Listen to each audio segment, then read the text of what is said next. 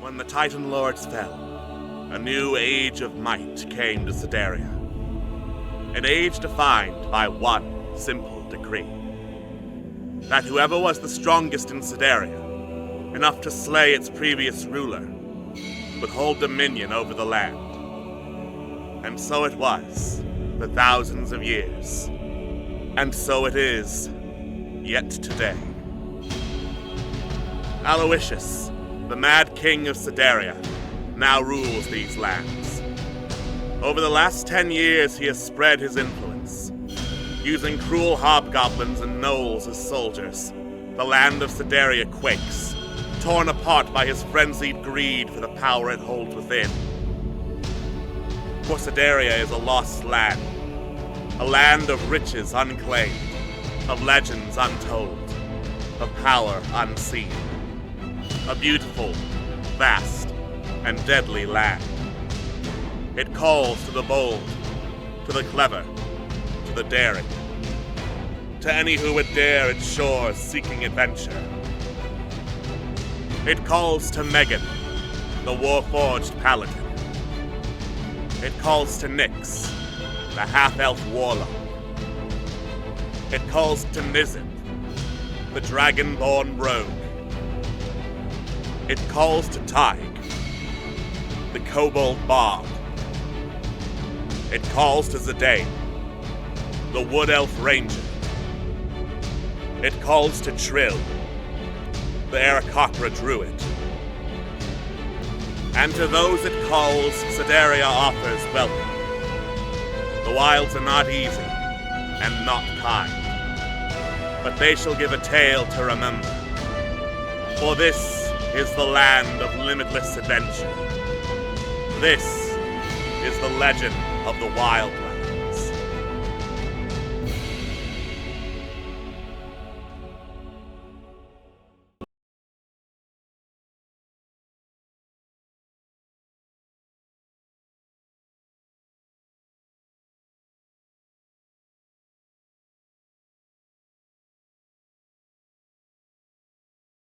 Hello, and welcome to D6 Tricks, Legends of the Wildlands, a show where a lot gets set up behind the scenes, and then after it's set up, we make a bunch of jokes about a dead man. So, typical D&D stuff. Try to explain that to your parents? Don't bother, it won't work. Anyway, hi. I am your host and friendly neighborhood dungeon master, Alex, and with me as always is my lovely casting crew of players. We have Adric, / Professor Moore. Hello, hello, hello. Hello, hello, hello. We have Anne. Confused flailing intensifies. We have Atwas.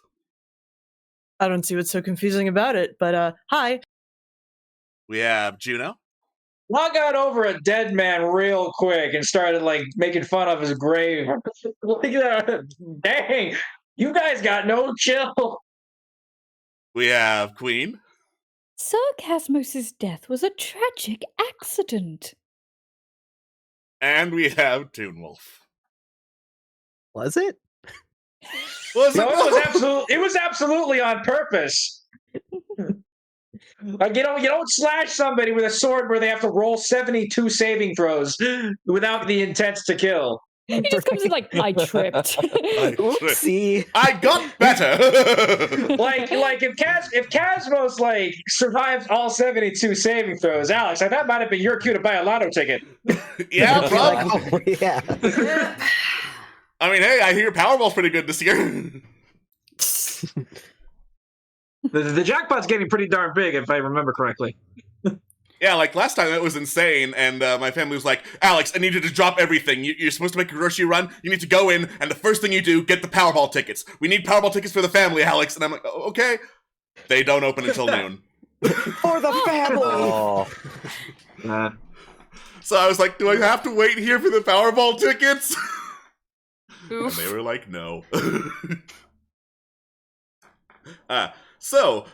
Speaking of people lucky and hoping for good results on dice and whatnot, last time on D6 Tricks, our heroes were exploring the buried council chambers of a previous hedonistic king of Sedaria.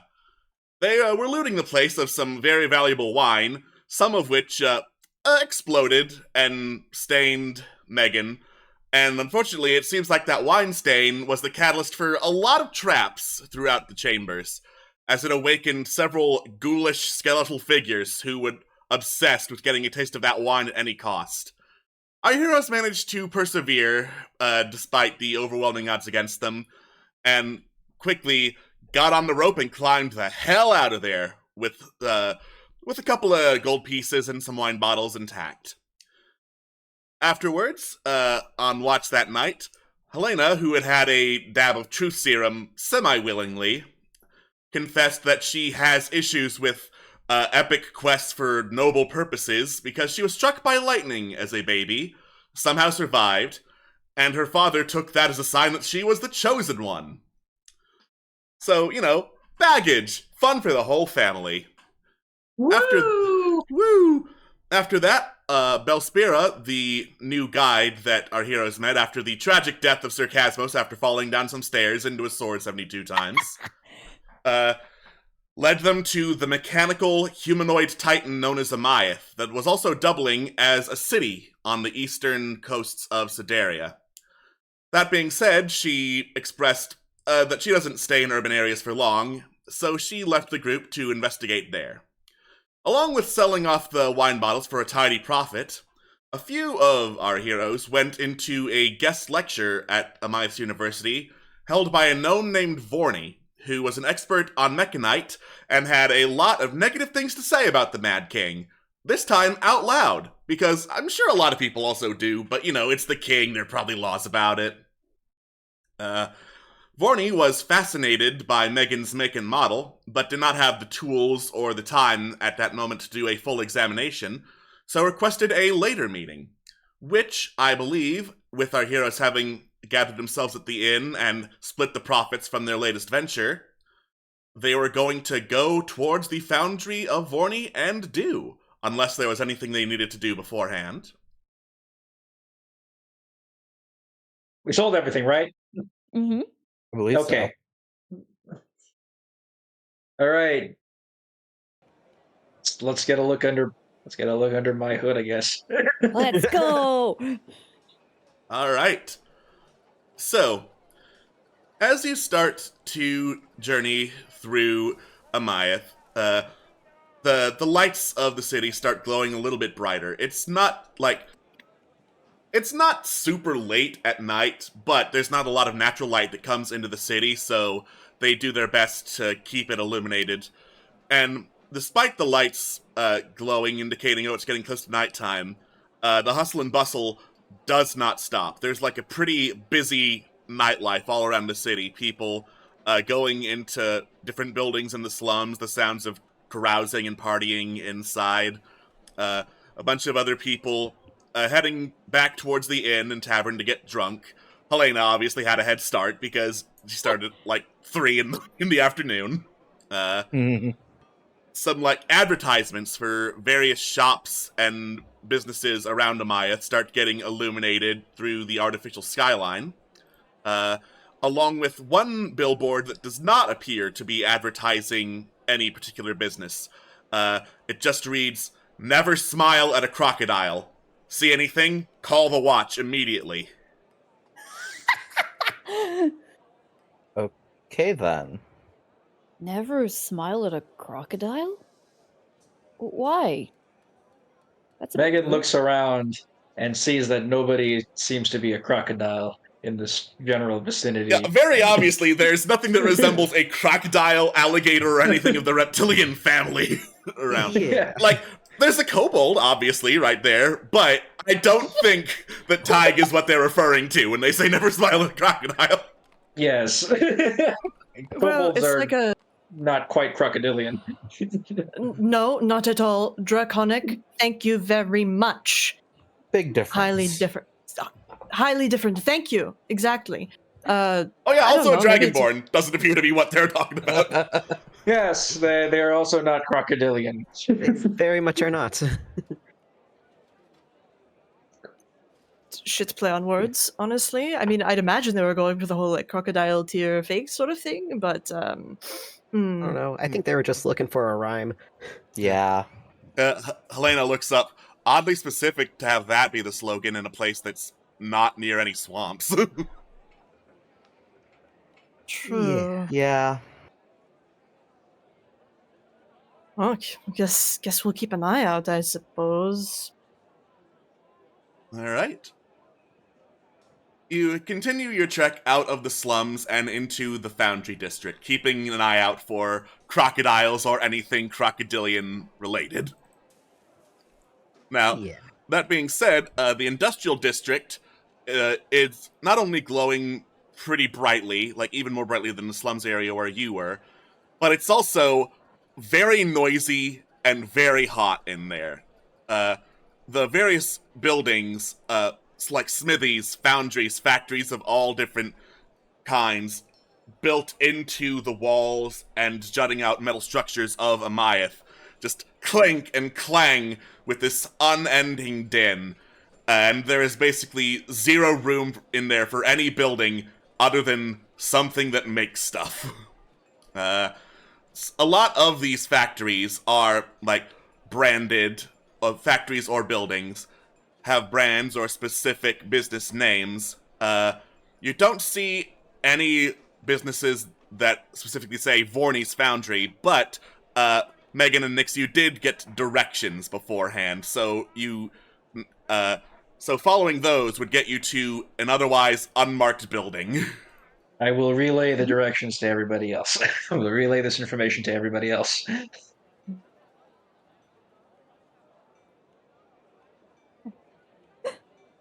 I love the idea. Shall we go? Cool, just goes the other way. Cool! He completely ignores it about faces. I want to find a crocodile! Fight the crocodile. All right, no. Let's. Unless anybody else wants to explore other foundries or whatnot, we do have the directions to. Okay. Yep. Maybe we can find a Vorni's crocodile on the way. Oh my god. What? If we find a crocodile here, I'm taking care of that. I'm taking care of You that should poor thing. probably It should move not the be here. crocodile. Yeah, this is not crocodile country. There's not a drop of water in these lines. Nope. Yeah, not a natural drop of water anyway. Yeah.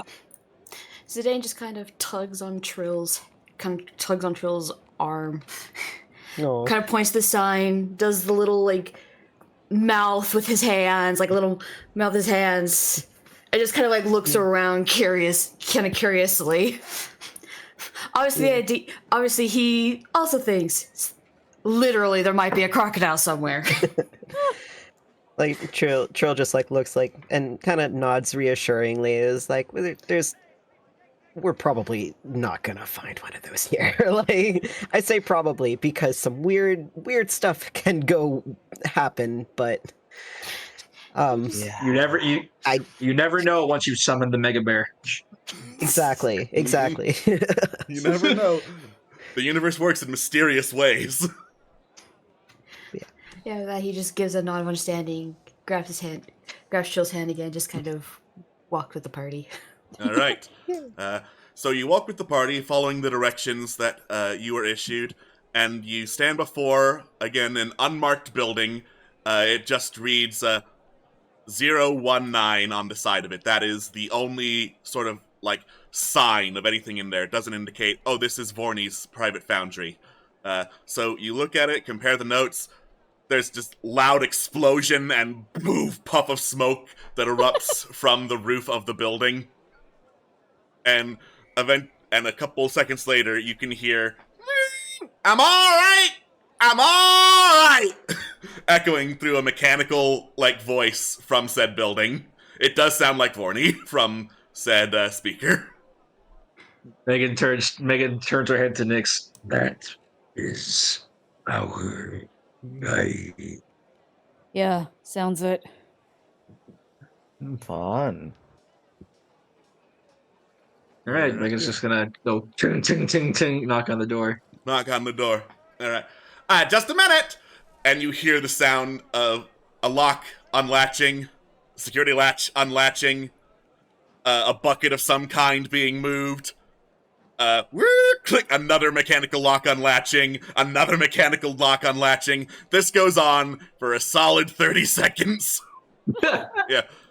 Before, just like a small door opens at the side of the building, just barely big enough for Megan to duck through. And you can see, slightly covered in soot, hair a little bit on fire, the short, bearded form of Vorni. Megan's gonna like slowly put her arm forward, like with two fingers, like put out like the embers, like the embers on Vorni's head. Ah, much obliged, and welcome back. I see you brought a lot of friends. Hi. Hi! Well, I mean, any friend of this magnificent specimen is a friend of mine, so, welcome, come on in, might be a little cramped, try not to touch anything. Duly noted. Okay, no touching. Megan Alright. does her best. She's big. Yeah. You all, like, scooch into the foundry, all, like, variously ducking your head to get in. Luckily, the ceiling is high enough so that you don't have to keep crawling or ducking all the way through.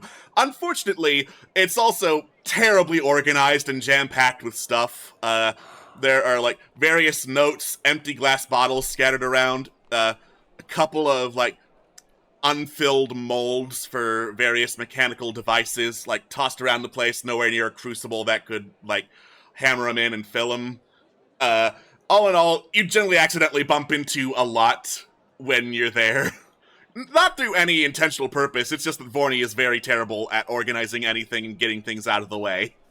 Megan bumps her head on something. Oh. What's the place? I might be storing the explosives up there. Might. 1 Megan second. He crouches slightly. He clambers up onto a stepladder. False alarm! Those are the diffused explosives. Megan uncrouches.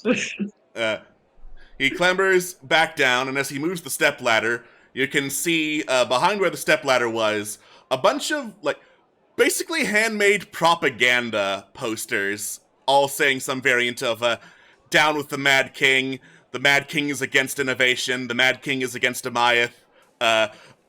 A lot of time has been spent making these, like almost as much time as one would spend, say, running a foundry by oneself. Yeah. Right. Vorni pulls up a little stool on wheels. It wheels past Megan. He runs over, grabs it, pulls it back. So, you wanted a look over, did you? Megan nods. Righto, let's see what I can do. Now, Oh, niece heart. Yep, me saw it. He pulls out various sizes of wrenches, pliers, one of which he, like, pushes a button on and wears. Now, this may tickle. It may also sting a lot, but it may tickle.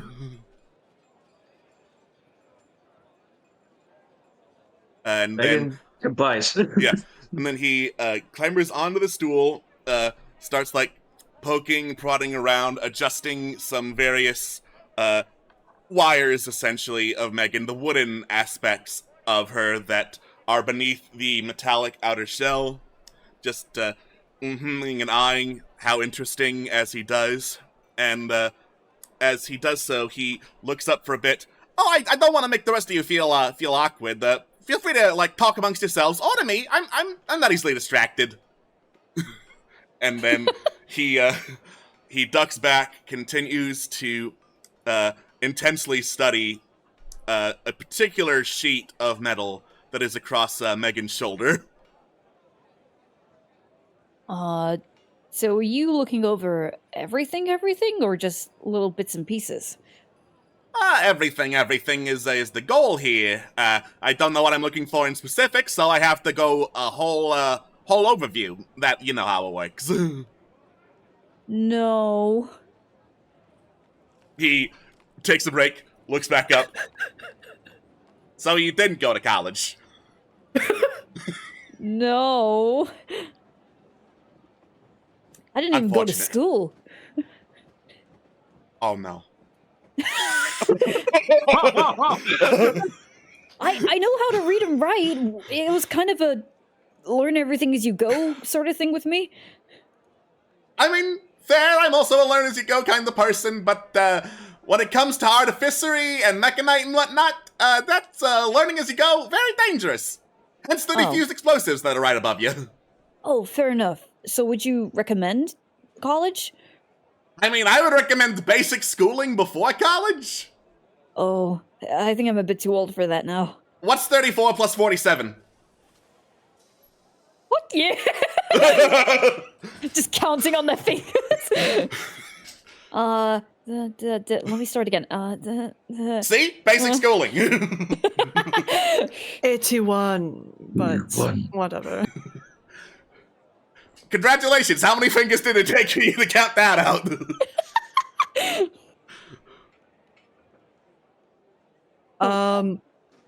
Sorry, go ahead. You need some practice.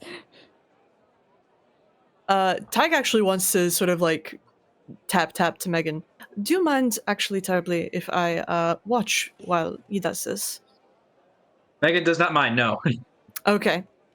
Go ahead. I have to admit I am curious, and well, I am known to fix a few things or two. So should it ever become necessary, well, you know. And Right. Tyg will like settle down and kind of like, you know, give him some space, but still like watch from the side. Absolutely. Just to let you know, I don't intend to be, like, fixing anything. This is technically a diagnosis in the sense of I don't know where all of this came from, and I'm trying to figure that out. That was so fascinating. I know a lot of Warforged, basically. Warforged come and go around here for reasons of their own. You, on the other hand, he taps on one of the shoulder plates, the one that has Megan written on it. This is not a material that has been found on any of those other Warforged. And if I am correct, he takes out, he puts goggles on, puts a second pair of goggles over that to look in. This might be the same kind of metal that was used in the construction of Amaya herself. Oh. Oh. Megan stares at the metal plate, turns back to Vorni. Because she doesn't know, she's not quite sure where she came from herself, because like the old memory banks are a little fuzzy. But if it does, Vorni have like a sense of how like old the metal is?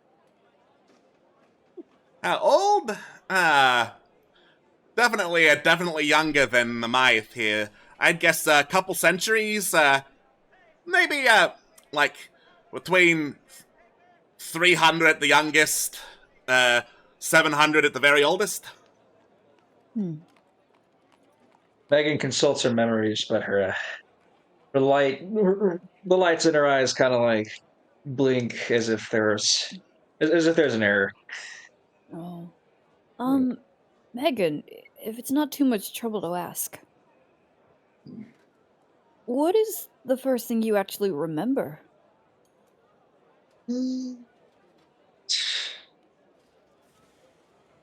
Megan stops and she kind of like thinks for a moment. She's consulting her memory banks.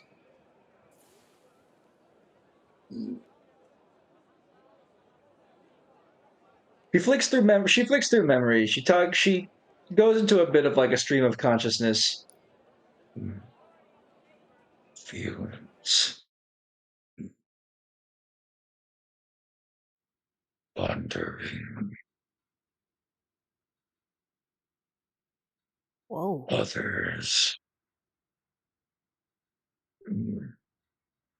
When thinking about when she says others, she looks a little bit like distressed, as if she cannot remember, but she remembers that there at some point were others like her. Mm-hmm. Others? Oh. Now that would be absolutely fascinating. That I would love to see. Assuming, of course, you ever, find these others. What it would be, I don't know. I don't get out much. I would love to get out much, because, finding Mechanite out and about, getting it away from the Mad King would be excellent. Unfortunately, well outmanned on that front from multiple fronts.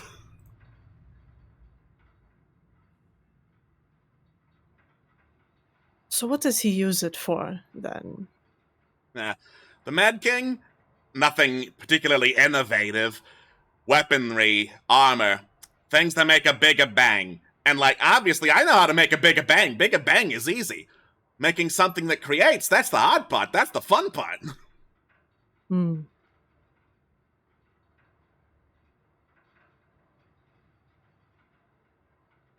Unfortunately, like I said, my supply of mechanite is kind of drying up. Because whatever the Mad King doesn't have his hands on, the kobolds do. No offense.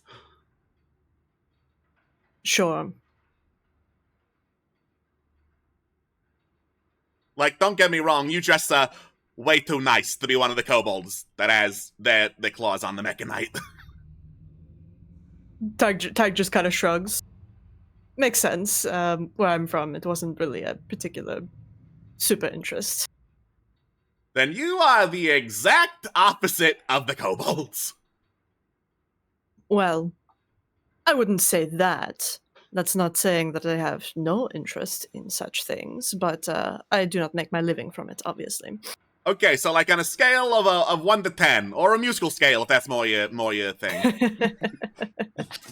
Probably, I don't know. My interest lands at the probably solid 5th out of an octave. All right. So, we're just gonna take a little bit of sheet music here. He takes one of the sheets of paper with the handmade propaganda. No, I can't use that one. I still have to put that one up. He takes a blank piece of paper. We're just gonna take a little note here, and then crescendo it, and then crescendo it, and then crescendo it! And right about there is where the kobolds, and especially their freaking leader, have interest in the mechanite. I don't ever think I've seen, 5 fortes in notation before? Makes Alright, my sense. mistake. He adds a 6th forte. Well. I'm curious. Do you know what they do with it? Just their general artificery, normal kobold things, or... If it was normal kobold things, I could almost grin and bear it. Almost. Because, normal kobold things being what they are. No. This goes way beyond it. They and their leader, I think Tiki was the name I heard the last time some of them got their claws on one of the shipments and just robbed me of it. Let me write that down for you, actually. Thank you. Yeah. They and their leader, Tiki, it's more like this fanatical devotion, almost like worship of the stuff. Interesting. And see, I study it. I want to know what this, the mechanite can do. I don't treat it as a god. I mean, Tag just sort of looks around as though looking at, Amith herself. I could see how some people could. Right, but this is just a big lady. That's not a god. There's a difference. Tag just kind of shrugs. I mean, we know that. Yeah, we know that. This Tiki, they are local to this place? Yeah, they're west of here, towards the edge of the Wildlands, near where the Wildlands meet the plateau. Oh, okay. Would be a massive boon to my workflow and the amount of mechanite I can get without having to scrape whatever generous donors find. If Tiki was out of the picture. I'm not suggesting anything be done about that because I am a legitimate businessman, but I mean, the question would be then is what sort of deal are you willing to make on your end? Let me take a quick think about that while I'm working here. Mm-hmm. Yeah, absolutely. Carry on. Tag just, continues peering at like the internal, sort of almost like sketching out now and then in the journal, just like, okay, this is how things were, just in case, Just in case. Yeah. Like, I admit to having a personal supply of mechanite that I set aside for a rainy day fund. If Tiki were to be investigated and shut down in some way or another, or at least told to like chill the frick out, then I might be willing to part with said rainy day fund. And I am a smith. I love to experiment and see what this material can do. I'd be willing to part with that fund and make use of it for, enterprising individuals who might need mechanite for various purposes. Good to know. Note taken. Thank you. Side quest. I love the name. It's so good. God.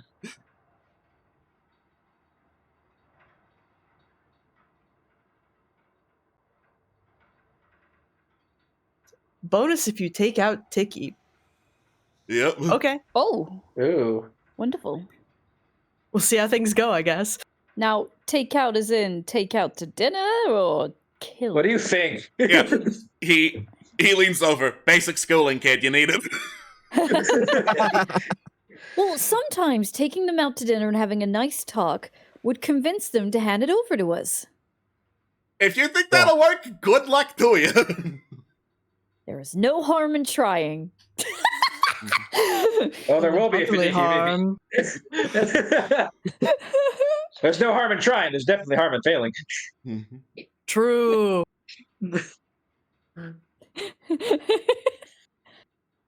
All right, so shall we take this quest? Yes. All right. Oh, Tiki with an E. Ugh. Yeah. Spelling. All right. Congratulations, the quest is now in progress. Excellent. All right. Perfect. Now then, a couple more minutes pass, more wrenching and pliering. All right, almost done. Just need to, put this back so that you have full range of articulation in that arm. And there you go.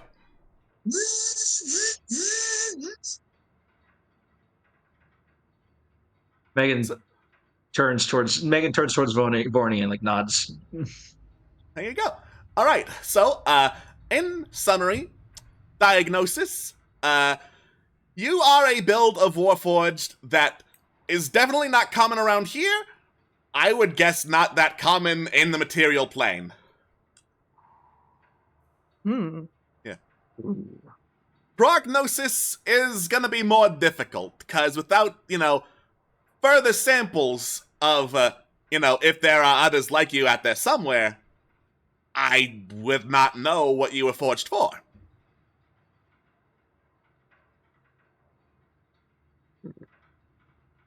Megan has an idea. She briefly steps back, and then she activates her combat mode. The lights in her body all turn red, and she turns rigid as if scanning for a threat. Whoa! Easy. I know that might not be the result you wanted, but that is just the prognosis. Megan's lights turn back, and she tells Vorni that was not a threat. That was just something that she can do. Okay. So that there might be a lead there. That is 100% the combat mode.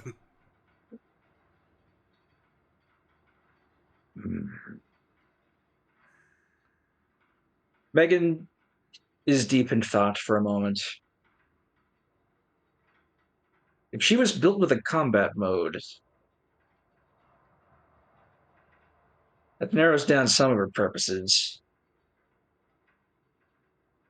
But unfortunately, the details of her past are still too hazy. Right. Well, thank you so much for letting me take a look at you. While you're in here, and while it's, slightly quieter than outside, because I know outside can be really a pain in the butt. Anything else you wanted to ask me? I will let you know. Most of my expertise is in Mechanite, this place, or, hating the Mad King. And school. I mean, I'm not an expert in school, I just know you should go to it.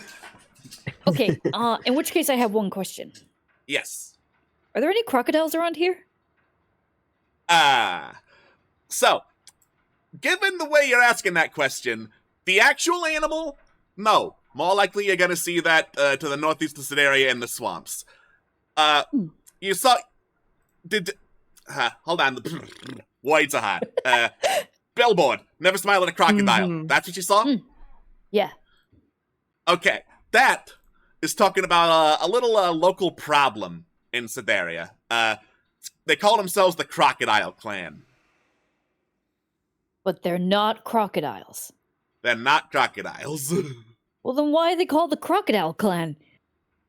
I mean, without knowing their manifesto, best guess is they lay still waiting for hours at a time and then they strike lethally. Thing is, they're not assassins usually. They're like rogues, thieves, burglars. They can do violence, but there's never been like murder yet. Yet. Oh, great. I don't want to discount murder. Now, is this a random thing, or is it they're send a target to go and do stuff?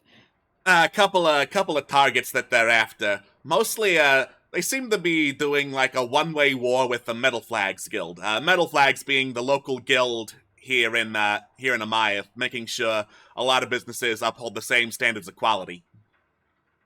But why? What's the point of the conflict? I don't know. Oh. Okay, well, I guess we'd have to find them and ask. why would we do that if they don't kill yet? They might kill now. Or perhaps they have killed and just nobody's figured out about it yet. Oh. Yeah. Either way. Fascinating. Megan asks if like Vorni had any idea like what sorts of like weaponry or armor has been modified with mechanite by the Mad King's army for their purposes, and if so, how would one go about dealing with that?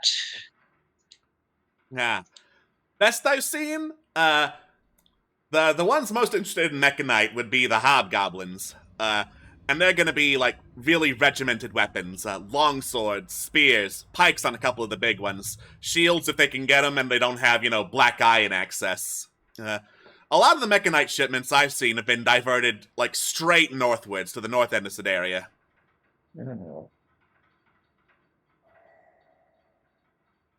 As for like getting around them, don't get stabbed. Does the metal happen to have any particular special properties, I suppose, when it comes to it being made into a weapon? Yes, that it does.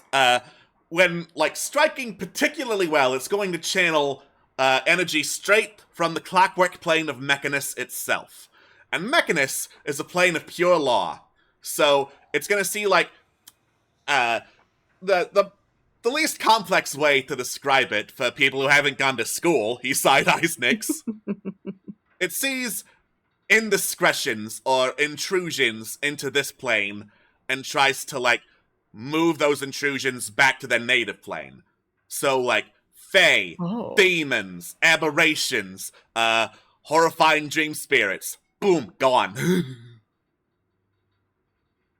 Very useful, all things considered.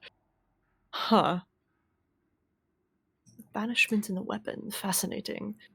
Zidane's head actually perks up a little bit hearing this. Uh-oh.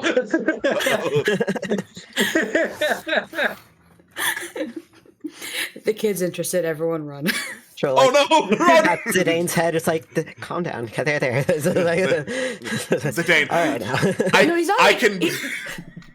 No, it doesn't come out of the case of, like, he's, like, scared, but it's more of a case of, like, intrigue. Just like, hello, excuse me? What's this you talk about? I can not only do a violence, but do a banishment?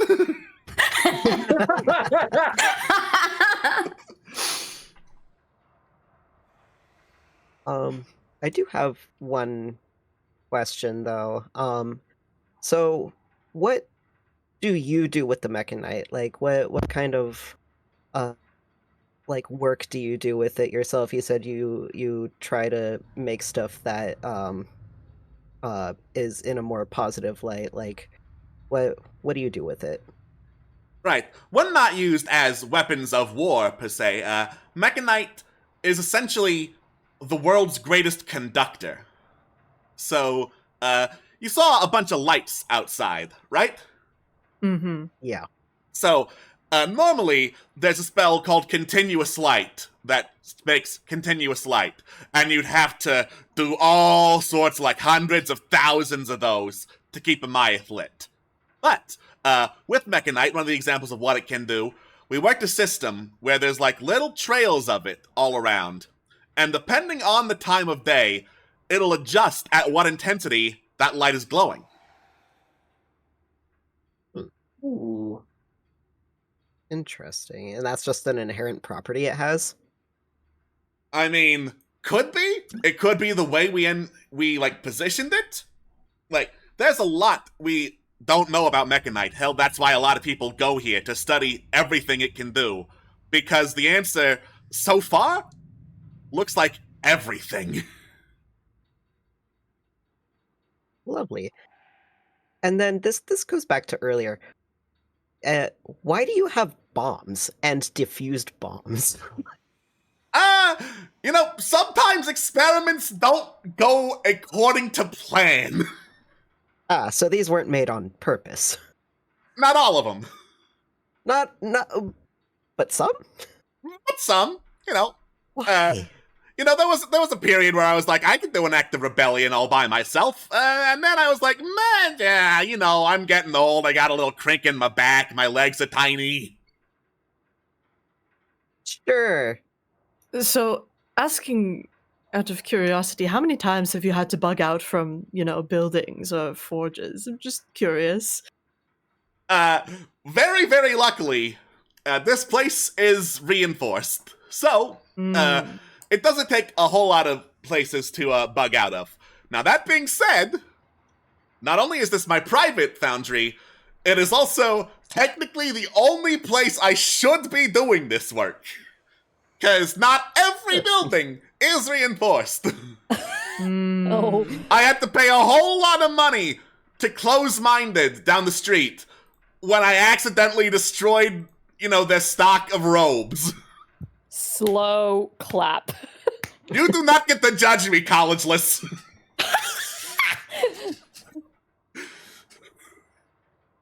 You couldn't see, but I was dramatically pointing to the side. Oh, good. Oh, good.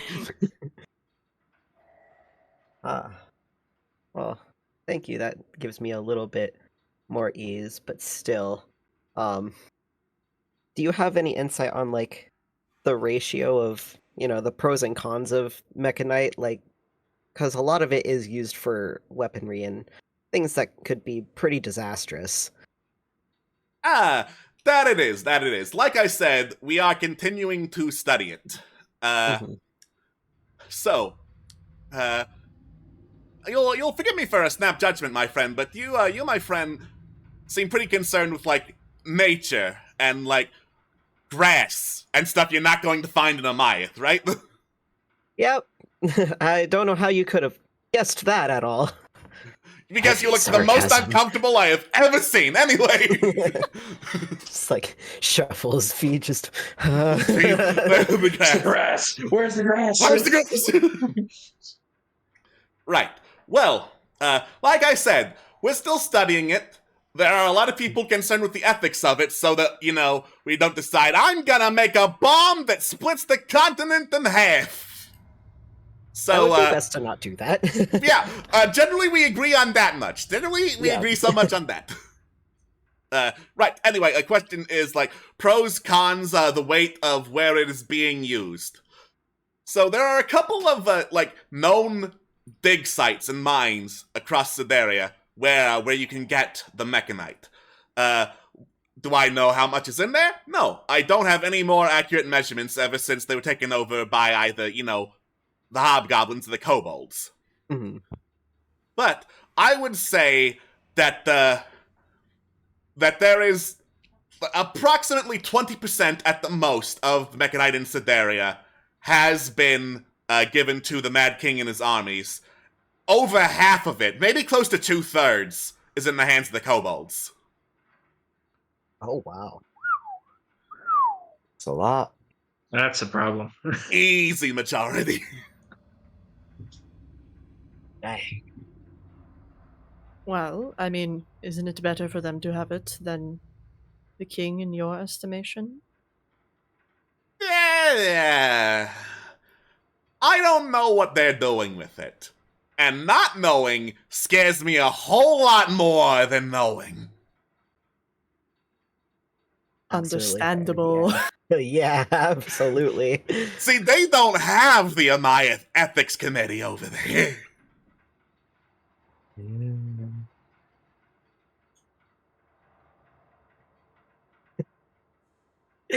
A whole range of emotions just went through Tig at this, which started at like yeah, okay, but then like actually that does seem like it would be a pain in the ass to right.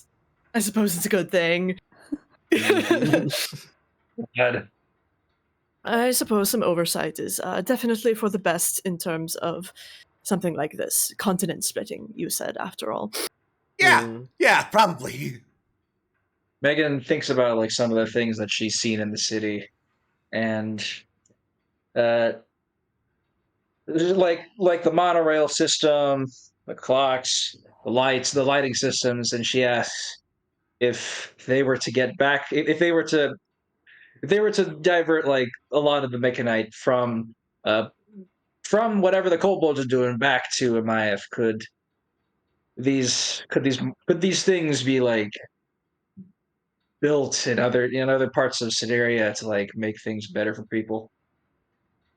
Theoretically, the benefit of Amaya is that essentially she is a building block that is highly responsive to the conductive properties of mechanite. If you tried like placing mechanite and the light system we have in here in some random patch of grass, you might get it, but definitely not to that same scale. You need like more of it to get the same reaction.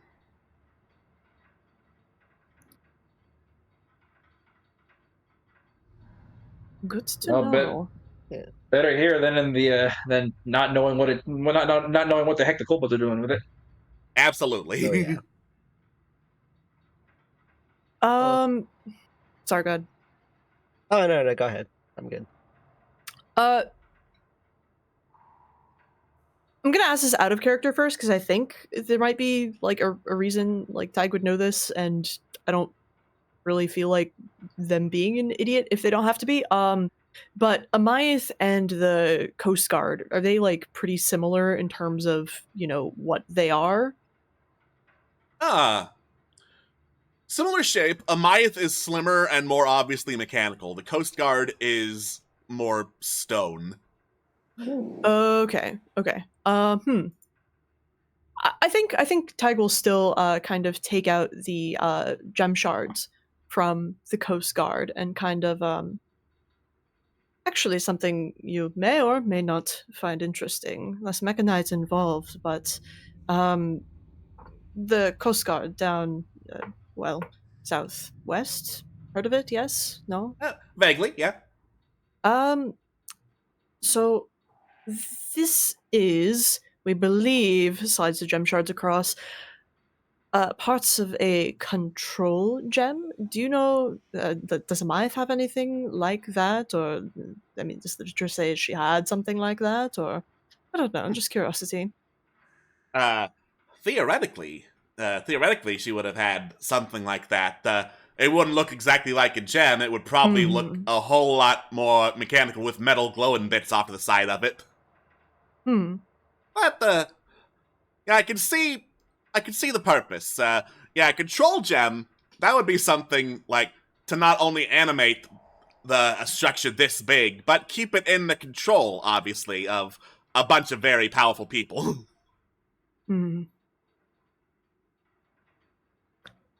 Interesting.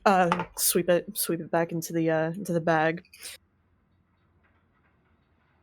Out of character, I'm thinking. I feel like I had something else to ask, but I can't recall what it was. Come back to me. Right. Now you've asked a lot of questions. You don't mind if I ask one of all of you, right? Sure. So, you will forgive me for noticing you all are a very weird, motley collection of people. The kind of people who would normally not be in the same group together. It's not the first time we've been told that. Yep. So, why are you all together? Well, once upon a time, we almost all drowned, and then we kind of couldn't get rid of each other. That's the basic way. Megan elbows Nyx and then catches Vorni up to speed about their quest, about their quest and the quest to A, defeat the Mad King, B, find the princess. I was trying to be vague. Listen. There are anti-king propaganda posters strewn all over this place. He is very clearly against the Mad King. I know, but there is a whole thing where he could be lying. No, I doubt that. So I doubt that he's lying. Are you telling me Nyx would think anybody would be a liar? Are you trying to tell me that? You think Nyx has that capacity? Megan apologizes for Nyx. Megan apologizes and speculates that Nyx may be taking the college thing a little personally. Hey, where is the lie? I see. He goes over. I'm just gonna shut this door for security purposes. Sugar. Understandable. Yeah. So, once more, a very long and loud series of locks goes through the front door. Great! That's loud enough that they can't hear us out there. Thank God someone else in this godforsaken city hates him! Yeah, notice that you really seem to have a loud dislike for him. Yeah, not a fan. You might have guessed. I don't like that he's taking Mechanite. I don't like that he's digging even further for Acherite. I just don't like the guy. Understandable. Megan mentions that Sir Casmos did meet his end because of a wound from a blade made of Acherite. Well, first off, my condolences. Second off, if my predictions are correct, he is looking for a lot more. And a lot more Acherite can do a lot worse. Oh boy. Yeah. So quick history lesson to understand why I am so afraid of what the Mad King could do and why I am so against him being on the seat of power. So, the first king of Sedaria, the one who defeated the Titan Lord and established Castle Koskewald in the center of the land, the one who established the rule of might, King Canavac. He was... I'm trying to find a word worse than terrible. I'm trying to find a word worse than monstrous to describe this man. This is a man who did not care for any of his subjects, who did not care for the land. All he cared about was strength and proving he had it. And that was the kind of violence that nearly destroyed Sedaria thousands and thousands of years ago, before it even had the chance to really be born. And the way he did that was through the power of Acherite. So, if, and this is a big if admittedly, but if the Mad King gets his hands on as much Acherite as I think he's trying to, we could have another Canavac on our hands. And after what happened to Canavac, we do not want that. Oh. Understandable. Does not sound. Because you see, Canavac wasn't just assassinated and that was that. He became the Demon Lord of Violence, and he pulls out a hidden picture of this monstrous figure in full plate armor, 2 giant bat-like wings at his back, twin forked-horned tails behind him, with a melted skull for a face, and pure rage and malice in his eyes. Oh. Jeez. Oh, Yeah, that would do it. Holy. I guess he got what he fucking wanted, ultimately. yeah. Yeah! Fitting. What Acherite do to a muff? Mm-hmm. And this is what we don't want anyway. Nope. Nah. We do not want that, no. No. Not at all. So, sorry, go ahead. Oh, I was gonna ask, like, so you're very relieved that we're against the Mad King. So I understand that from there, not very many people outside, like, share your views. Maybe not out loud. Like, there are a fair number who are, either indifferent to politics or just afraid of hobgoblins and gnolls coming in here and, destroying everything, which is, like, I don't want to say a non-possibility, but if they got in and did actual major damage, it could be catastrophic for Amaya. Yeah. Do you know of any particular people that have, like, open support of him? Open support beyond his actual military? No. Okay. Like, even the goblins around here sometimes, they just do it because they get paid. They don't really have any loyalty towards the king whatsoever. Gotcha. Fair. Now, there is good news. Oh. Because I've also been studying Canavac, and Queen Psalm, the one who eventually did him in, was like, shared my opinion thousands and thousands of years ago of we cannot have anything like this ever again. So, in the event of another tyrant in Sedaria on the throne, she made a secret passage through caverns into the inner circle of Karskawald Castle. Yeah. Ooh. But to make sure that it wasn't super easy to get, there were also several seals that she put on it that only people with the appropriate sigil would be able to pass. Or I guess if they were feeling very, very lucky and tried to brave challenges without getting disintegrated. But, seals are a lot easier. There were 6 seals in total that would allow someone passage through Karskawald Caverns into the heart of the castle for a much easier shot at the king or queen. And those would be, if I remember off the top of my head, he scratches adjust his goggles. Those would be Those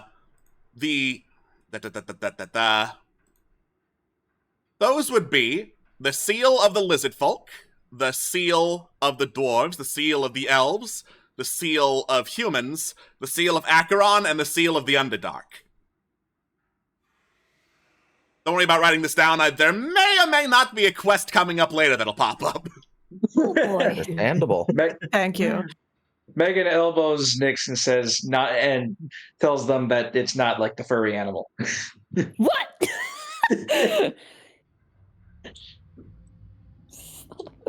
You'd know that if you were school learned. Shut up. So how do you know this? I have a lot of spare time. I have a lot of spare time on my hands. So what I'm hearing is other people may have this knowledge as well. Other people If you may could have find this knowledge it. as well, yes. Okay. The thing is, gathering all of them is so much of a pain in the butt for people that no one has really succeeded so far. Because you'd have to go, like, all across Sedaria to get them, like, to the Four Corners, then also into the Underdark, and wherever the hell the Seal of Acheron's located. I hope not in Acheron proper. Oh. So are these like physical objects or? Yes, physical objects that, like, engraved sigils, seals on some kind of very special metal. Mithril, I think. Oh.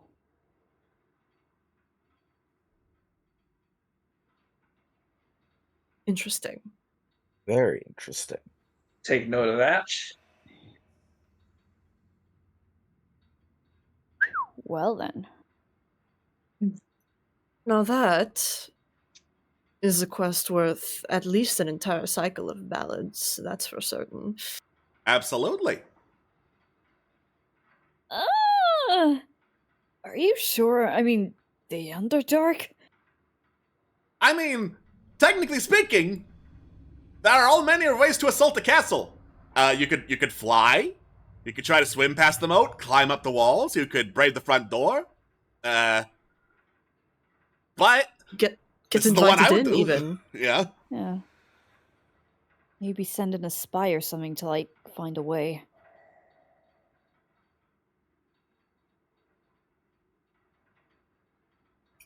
Yes. Like you said, more than one way to assault a castle, that's for certain.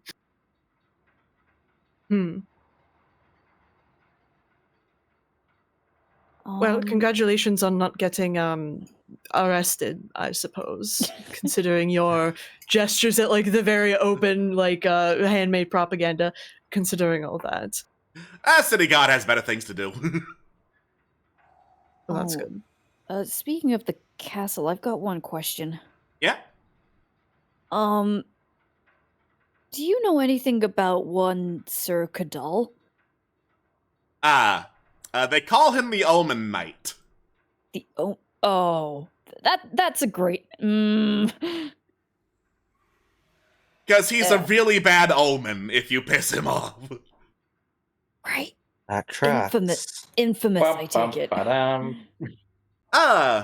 Like, normally that's a guy who would be content to sit back at home and water his flowers. But if he's ever on the battlefield in full armor, that's basically a sign someone has fucked up. Wait, so was he known as that when he was serving King Chen? Yeah. Oh, whoa. Oh, that's not, okay, well, thanks for letting me know. I'll keep that in mind. You're quite welcome. Anyway, those seals. Let me show the quest to you again so you have a vague idea of what you're looking for. Ooh, Thank cheers. you. Mm-hmm. I don't know exact locations. I have basic guesses, but those 6 seals gonna be one of your best ways to get at the king. Good to know. Very.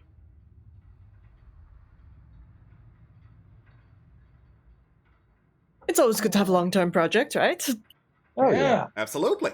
Wizard Yeah. folk, humans, elves, dwarves, all that stuff. All right. Oh. One more thing to keep in the back of our minds as we travel.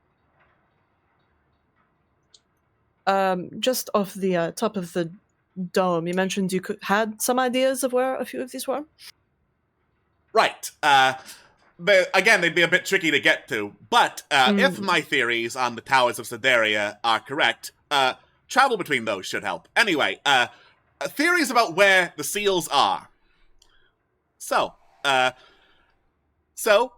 like I said, more than one person knows about the seals. The Mad King, back before he was the Mad King, also had some idea. He was only able to get a few. And when he got over there, he obviously did not want the seals to be in one place in case there was a heist on his castle, so he separated them amongst his faithful. The seal of the lizard folk there was a lizard folk with him in his adventuring party, so to speak, the one that eventually burst in and got rid of the old king. A lizard folk named Salathis. Salathis. She would be the most likely person to know where the seal of the lizard folk is. She, not loyal to the king, then I take it? I mean, they're lizard folk. They do what they want. I suppose. Then the seal of the humans, that was given to Bellamere Half-Elven, another one of his comrades in arms, so to speak. Bellamere did not make it all the way to coronation, so he was sent off to, it's not next of kin, but like first of kin. I think his mom got it. Lady named Macy Greymane. Oh yeah, Macy. She's the mayor of Peace Promise, all the way west of here. Great. The mayor of what, sorry? Peace Promise. Peace Promise. Okay. And in the seal of the elves, there was this big old elf guy, like super jacked, that worked alongside the Mad King. His name was Dudeni Axthane, and he was in charge of that one. He also didn't make it to coronation, did not have next of kin, so it was sent off to the southeast somewhere in the jungles, to one of the old elven cities to determine what to do with it.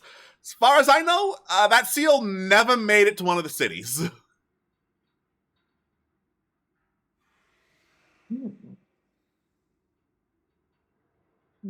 Thank you very much for the intelligence. Yeah. Seal of the dwarves. The dwarves do most of their work in the desert. That would be in southwestern Sedaria. And from what I know, they also lost theirs. And they do a heck of a lot of digging, so they should have found it by now, but they haven't, which indicates maybe it's not where they're looking. I don't know.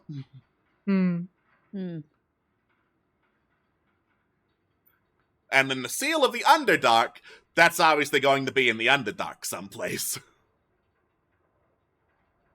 Sensible.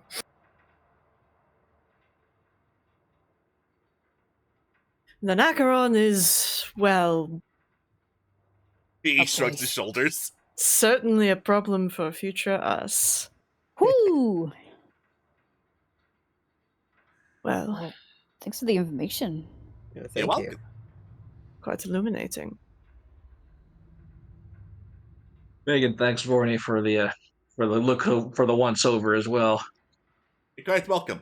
Oh, and before I forget, I briefly mentioned the towers and transportation earlier. So, Yes.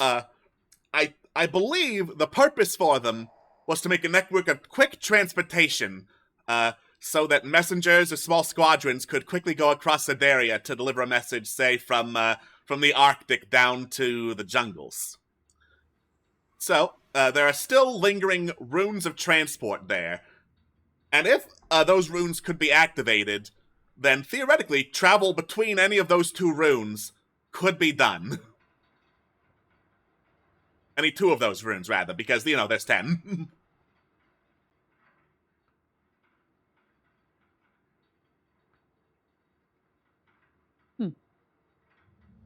Well, that's one tower down. Oh, nice. There's another one not too far from here, like about 2 days march north, the Little Lion Clock Tower. Ooh. Oh, real? Clock tower, okay. Yeah, so if you get to the top of that one and then activate it, then you could, test the theory. Assuming, of course, you wanted to go back to whatever tower you were at before. I mean, could always go there and back, I suppose. Well, if we end up doing science, we'll let you know. Alrighty. Thank you very much for the information. On a rather aside, do you have anyone you like to go to for tools and such? Like what kind of tool are you looking for? Honestly, I was kind of looking at Tinker's tools. Useful Tinker's little tools. things. He racks his brain trying to think of where you would be able to get some of those. Surely in this place at the very least.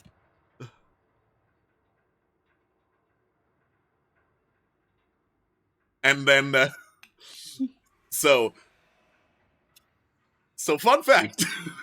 Oh? Of the shops I set up here, none of them sell Tinker's tools, but you do make a good point that surely in this place, at the very least, they would have them. So, Kobolds took them. So, I've got a spare set, custom made, very nice, but, since they are custom made, it's gonna cost a bit of a premium. How much of a premium? Do you happen to have 50 gold on you? Let's see the tools first. Alright. So, he opens up a drawer, indeed, these are a set of pretty solid-looking Tinker's tools. Like, a lot of standard boxes have, like, tiny wrenches, needles, sewing thread, a little bit of pliers to move things aside.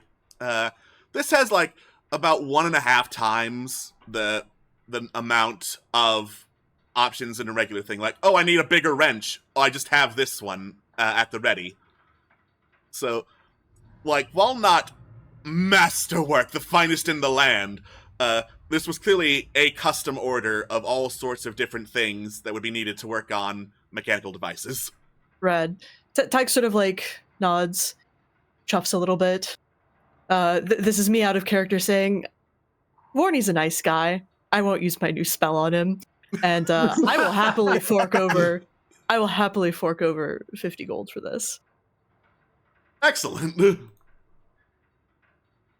that case, just remove 50 gold and I'll drag some Tinker's tools over to you.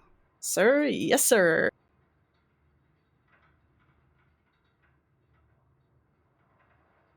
All right.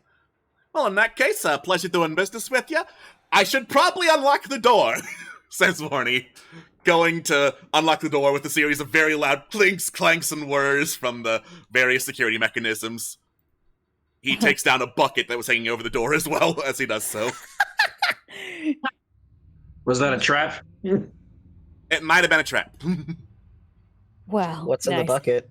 Gasoline. Thank you. Gasoline. Does he have like a blowtorch set up, like pointed at the door too? So you know that episode of SpongeBob where Squidward breaks into the Krusty Krab and is like, a bucket over the door, that's our security.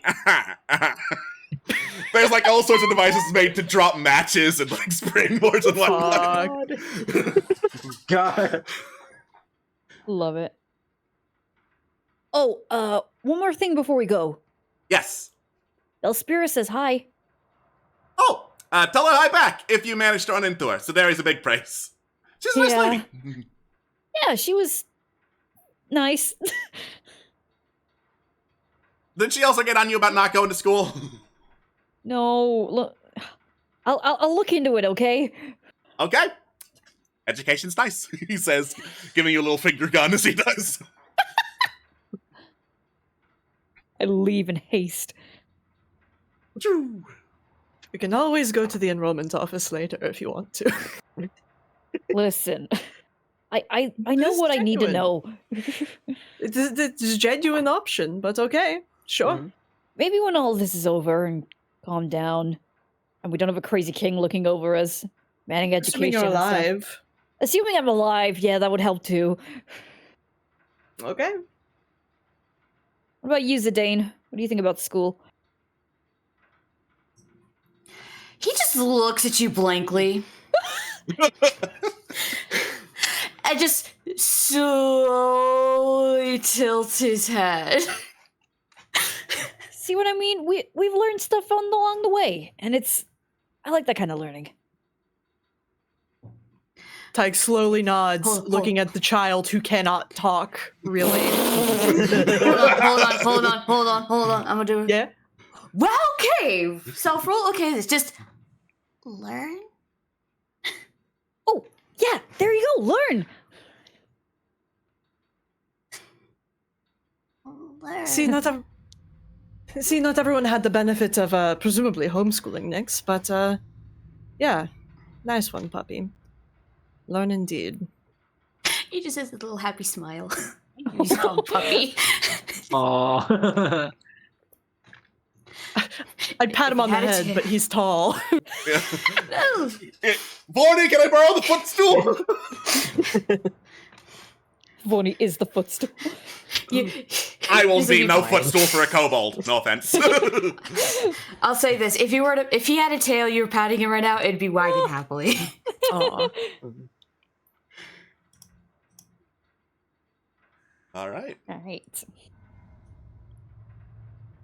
So, it is, it's closer to the evening. The lights are getting, like, slightly dimmer to accommodate for people. It doesn't affect the industrial district at all, though. It's still loud and bright, and clanging, and heat is everywhere. So, Helena Costin's like, so first, let's get out of here so maybe we can have a conversation. And then second, before we hit the sack, question about further employment. Do you want me and Scarlet to keep going with you? It would be the same terms as before, but if you want to either look for someone else or just go on your own, that's perfectly fine. I mean, I'm fine with you staying. I don't see Yeah. a reason not to. Yep. Been very happy with your services so far. Thank you. They have done good work. All right. Cheers for that. In that case, I am going straight back to the inn. The 3 o'clock buzz is wearing off. You guys can look for, like, rumors or any other help if you want, but I'm going to be there. Understandable. Good to know. Very well. All right. So, now that the nightlife of Amayeth is approaching, do you want to do any rumor looking, any companion looking for, any, like, looking for interesting shops of any kind? Or are you also going to hit the hay? Let's go find some more dogs. Let's go. I Doggos! think we can search for some rumors to get some more information. Also, nice to know more things about the land. Mm. Rumors are always good. Yeah, Nice. area like scouting thing as well would be quite good. Mhm. All right. Absolutely. So, what to roll for rumors? Investigation, please. All right. Investigation. Wow. Unfortunate. I'm proficient. Can I assist? Yes, you can. So either you roll again or I roll once. You roll. Okay. That's more like it. Oh, nice. That's going to get a couple, actually. Hell yeah. So you spend some time around both the slums and the merchant district to get both the rich and the poor perspective of things in and around town. And you hear a couple of rumors. So the first one, you hear whispering in the slums. There's this weird pale goblin I've seen out and about, right? Somewhere like a little bit north of here, right? Yeah. Definitely not a hellfire goblin. Way too creepily dressed for that. But I've seen him just going in and out of the tomb of the Goblin King. Whatever's in there has got to be interesting in some regard, but I'm sure as hell not going in there. Hey gang, who wants to do some light grave robbing? This was said out of character. Yeah. Note, this was And out of character. Yeah. Okay, but I just rolled again and I got the exact same fucking rumor, so that sucks. Wow. Oof. A lot of people care about the pale goblin. Apparently. And then you hear, so down south of here, right? There's this set of stables right at the edge of the jungle, south or east. Hold on, let me double check this map real quick. It would be southeast actually, like straight southeast. But down there's a set of stables there, right? Just set up at the edge of the jungle. Perfect place for picking up pack animals if you're going on a trip through the trees. Wait a minute, isn't that where we picked up old Gus? No, No. Oh, Wouldn't okay. you? straight We southeast. picked him up at the port, yeah. Okay.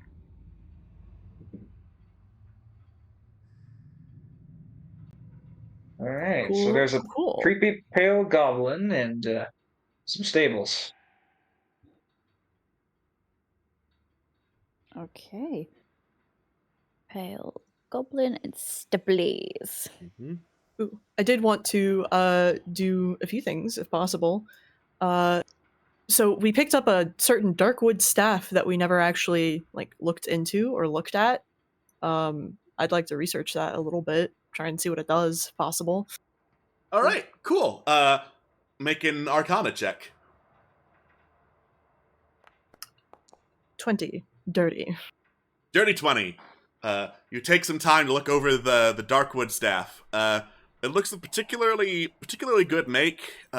Very interesting artisanal piece, and magically, it has nothing going for it. It's a regular staff. That's The unfortunate. NATO staff. Now that, perhaps I will try out a little something I've been developing. Otherwise, takes stone, sort of goes up to Nizip, holds out the hand, to pass something over. Oh, Go on. Okay. Yeah, just drops it into your palm. Isn't this the stone that we picked up? I thought you were going to use it. You will be far closer to people than I should ever be. So if you're harder to hit, then that's better for everybody else, because if they can't get past you, they can't get to me. Easy. Well, the logic's sound. I'm not going to argue you there. Nizip deserves +1 AC. Plus one AC. Plus one AC. Hey, I'll take it. All right. I'll go ahead and attune it, because it normally takes an hour, but spoiler alert, I don't think anything's going to happen to you during the night. And then the actual mega crocodiles came in and Yeah. You fool, you shouldn't have smiled at them! Oh, fuck. All right. I mean, the other thing is I'd want to maybe sell this staff, but could be done tomorrow, probably, so... Actually, no, I would like to do so tonight, because spell. I want to get my spell slots back. Okay, cool. So I want to find a place that, specializes in nice things, whether that's weapons or something else, and I have picked up a little something.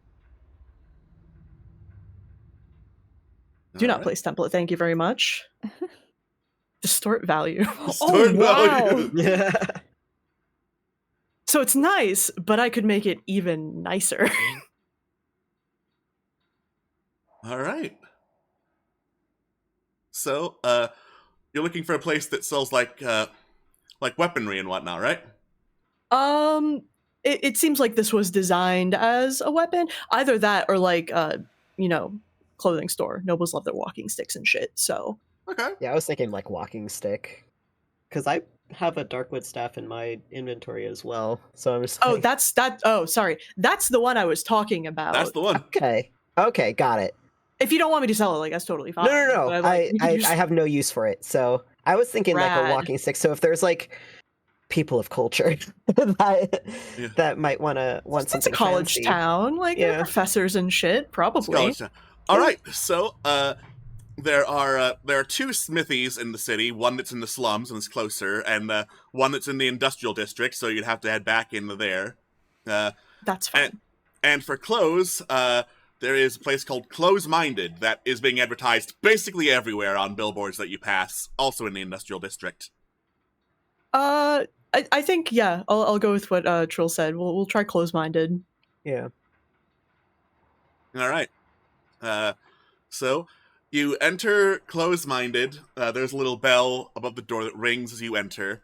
And you see a pretty slender-looking woman, jolt up as you enter, several layers of veil over her face, and then she, ducks away off to the side and yells, "Kawaras! Customers!" And with a sigh, a very tired, half-elf, half-gnome woman comes, walking up and is like, "Welcome to Close-Minded. We have a half-off special. Buy one of our branded shirts and get the other half off. What can I do for you?" Do you take custom work? I mean, usually we do custom work, but what, are you, offering to sell something? Yeah, with like a flourish, Tag produces staff spell cast upon it furtively, right before we entered. But yeah. All right. So, that's going to be an investigation check, which is straight D20 versus your spell save DC. My spell save DC, which is 14. Now that is what I'm talking about. All right. Yeah. Yeah. Helped by the fact that this woman looks very tired. She looks over at the Darkwood staff. "Oh, that's pretty neat, I guess. Noble could use it as a walking stick or something. Exactly. 40 gold sound good?"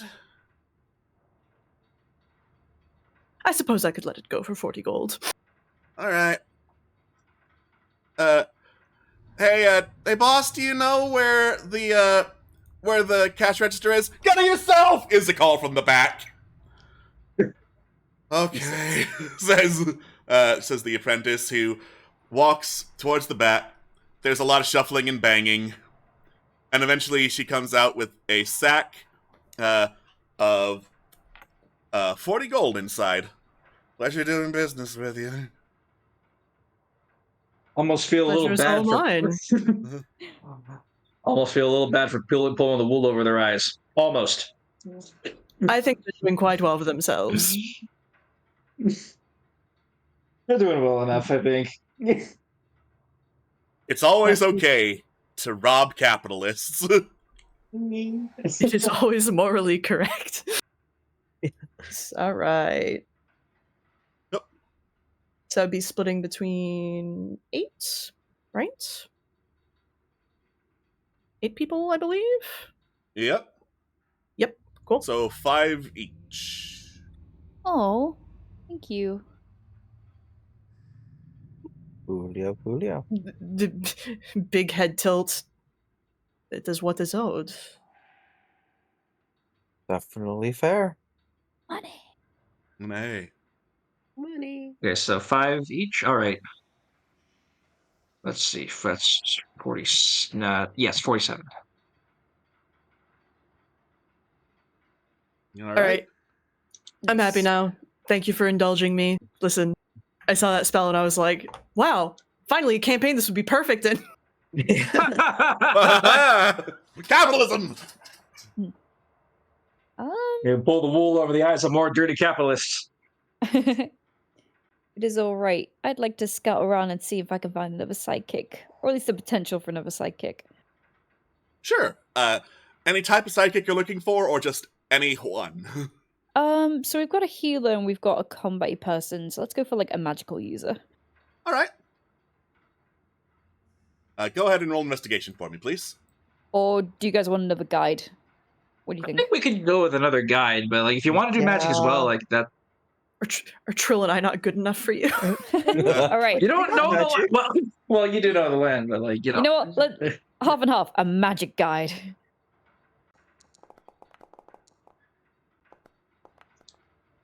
All right. So I'm going to look over some things real quick. Mm-hmm.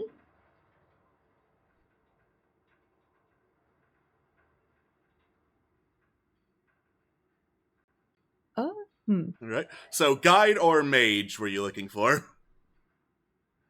To be fair, we do have a lot of magical users. I'll go with the mage. Not mage. No, the other one, the guide. You like me? So, the dice have blessed you. Oh, lovely. As you look around, looking for any guides who can get you out and about, you see heading towards the inn where you all are currently staying, a familiar sight. A thick green cloak with cat-like ears atop it, being worn by a bright red tiefling. Oh my God. Oh. Hooray! That was easy. Hey, Bellspira! Oh, hello there. Hey, we spoke to Vorni. Nice guy. Oh, was he doing all right? Not on fire, I hope. Oh no, he was fine. Really insisted I should go to school. That was really weird. Megan also Megan pipes up. 40%. Well, I mean, education is helpful for basic scientific concepts you might find out in the wild. He might have had a point. Hey, what does that mean? You're good at things that aren't intelligence, she says, giving you a pat on the shoulder. Thanks. Wow. What are you doing back here? Oh, well, I figured my next destination was a little bit too far away to make during a night's journey, so I'd be safer up here. Oh, where are you going? I was going to head westward, towards the Wildlands. Unfortunately, straight westward goes through the heart of Sedaria, which is close to Castle Karskewald, and that is not the easiest trek. Oh yeah, no. Let's maybe not go through the castle. Yeah, that's not a shortcut we're taking. Oh no. I mean, maybe if you're super stealthy, but no. Well, actually, no. Maybe Megan looks at herself Hey, we got past Megan about this Snow. now. No. and gives the most 1,000-yard stares that a machine could give. Well, I was about to say where our next destination is, but I don't think we've settled that yet. Clock tower, Probably. maybe? I'm Yeah, clock tower. assuming the clock Oh, yeah, tower. we're Yeah. going Yeah, I to think clock clock tower. tower. All right, clock tower. Oh, the clock tower. That's not too Yeah. far. I know the way there. I can get you there easily. That is, of course, if you have room and the coin for me. Oh, but I thought you said you didn't want to come with us anymore. Well, listen. Sometimes circumstances change. Sometimes Aw. I think I have an appointment that I can't make, and suddenly I have a lot of free time. Oh, you do like us after all. Let's not go there. Okay. Well, we'd be happy to have you again. Oh, well, if that is agreed, then sure, I'll happily be able to escort you to the clock tower, with the caveat that at the next place of civilization I might also have to dip out. Okay. I'll take your Love to word have for you come it. along. All right. Well, Spira has rejoined the party after the shortest absence ever. Lucky us. So the chances of that are 1 in 6 if you get the correct thing. If you're looking for just Incredible. a general sidekick, it's 1 in 36. So after all that, what shall I land on but Belspira again? Maybe we should get that Powerball ticket. She's I mean, reliable. I hear it's doing pretty well.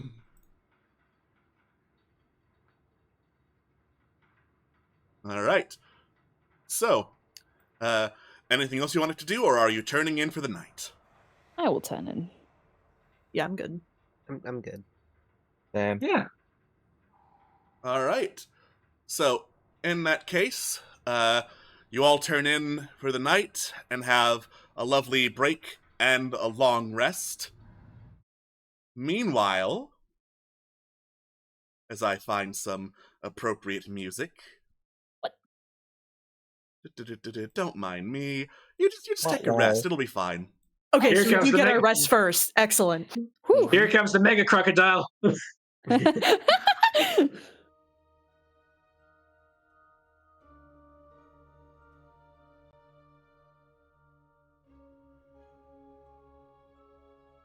Your Majesty, I'm afraid I have grave news.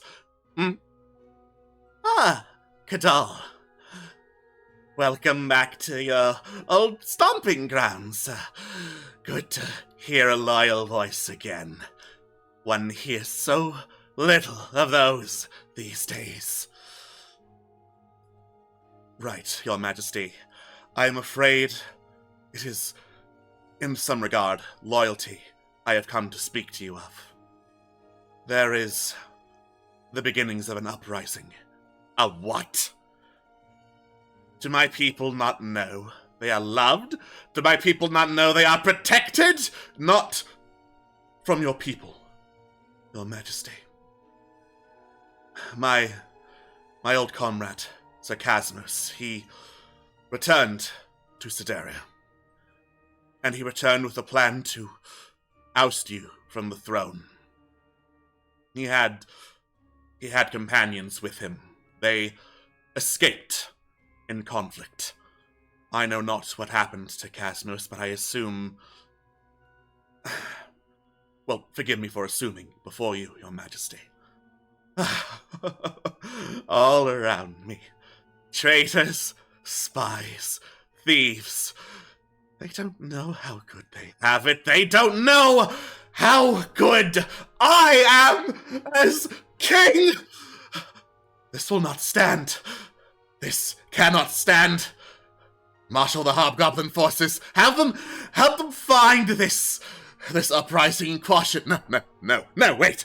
Not just the hobgoblins, they're needed. Get the assassin. Get the succubus. Get everyone to find them. I cannot and will not rest until I know this throne is secure and Sedaria is safe in my hands. Do you understand? Yes, Your Majesty. Your will is mine.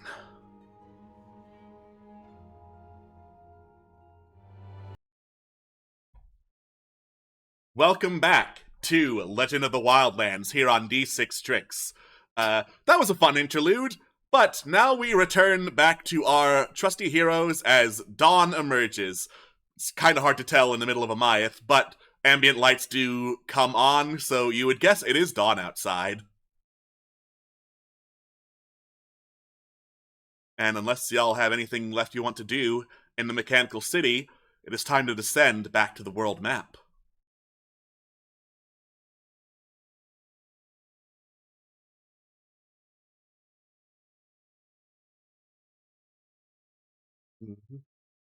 Touch grass!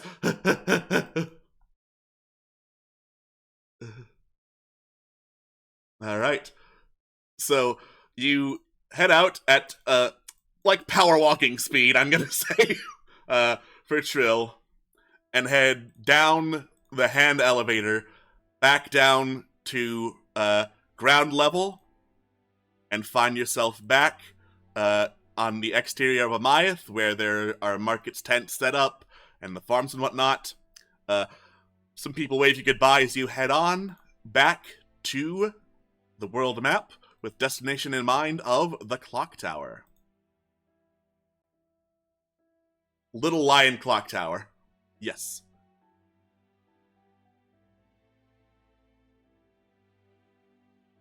So, funnily enough, no, says Melspira. I didn't name it. Now, that being said, there are two routes to it. I would recommend the one that curves a little bit more eastward. Westward is a bit too close to the Mad King's territory for my liking.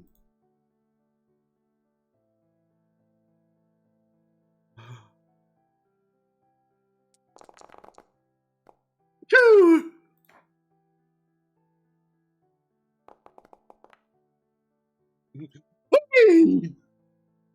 Grab your brooms and ladles, I guess. I forgot to turn you guys back on in OBS. Oops. Oh, That is no. So, Oopsies. quick recap. Trill wanted to touch grass. Everyone left a Myth. Why is it called Little Lion Clock Tower? We don't know. We want to go the eastward way because we're not gonna fight the Mad King. Woo, let's go! I did it! I am a Also, professional there's no big lion. streamer. You practically don't even need us here. Well, I can solo play. Easy. Solo any percent Legends of the Wildlands. Let's go. Let's go. All right. So I'm just gonna do a little bit of rolling real quick as you continue on your journey. Skippity doodah.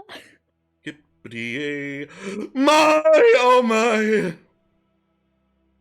That was beautiful singing, Helena. I'm a better flute player, I swear.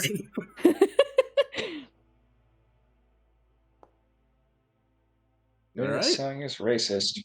Say that.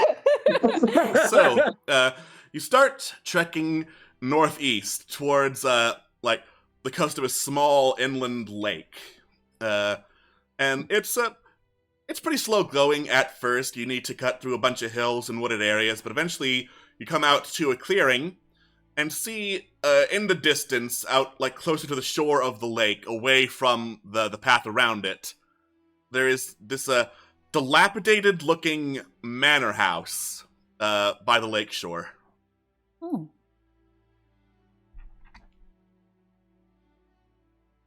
We're not going to be jump scared by another knight, are we? I don't think anyone lives there, says That Belspira, house was peering more over. upkept. Mhm. Hmm. Surprise, it's Circa Doll 2! From, No, please. It's either that or the mega crocodile. From the distance we are, does it look like anyone's been there recently, or if it's been raided, or has it just been by itself for a while? Make a perception check. Perception. Because I'm great at that. Oh, I am great at that. Yeah. All right. From the looks of it, the place looks barely intact. Like, a lot of the actual structure itself has collapsed on itself. So, while the wood hasn't rotted super much, so it's a fairly recent structure, it does look pretty thoroughly taken apart and destroyed. You can also see from within, like, signs of insect hives being set up in the ruins. Mm. You know. What's wrong with insects? Nothing. It's when they're all together and they're creeping around. It's a little bit unnerving. They can. Megan says. They can startle the weak-minded. Yes. Megan says bees good. Today is doggone Nick's session, I guess. Fuck. Yeah, bees good. Now, all of that being said, I don't feel like digging my hands into a bee's nest in hopes there's treasure there. If the rest of you want to try, then be my guest. So Megan respects the bees. I will let the bees be. Yeah. Oh, actually, I'm curious, Trill. Is there a limit to the type of animal you can communicate with? Like, could you perhaps communicate with bees, or is it more of the more, I guess, non-insectoid creatures? No, can I? Theoretically, you can communicate with bees. Yeah. I just like go Swear- and like dance at them. I swear, if one of them sounds like Jerry Seinfeld. Oh no! You like? You like All right. jazz? You take a little detour to approach the manor to get within sight range of the bees. They're very big for bees, like about like a foot long each. These are big ass bees or wasps or some kind of flying insect. Mega bees. And as you get closer, you notice like signs of fungus attached to their faces. So Oh. as you do a little dance, the bees just stare at you, hovering in midair. I imagine. Just imagine now I just like walk up and is like, "Hello there, fellow bees." Hello, I am a bee. You're like shaking your little bird rump and then like trying to do a little trying to do their little hey, this is where the pollen is, and they're kind of like staring at you like with the death glare. Would I know like the type of fungus that is on their faces? Nature check, please. It's a good thing we have a nature guy. This appears to be a type of fungus that is native to the Underdark. So something from the Underdark managed to get to the surface and infest these bees. And you would wager it's nothing particularly good. No.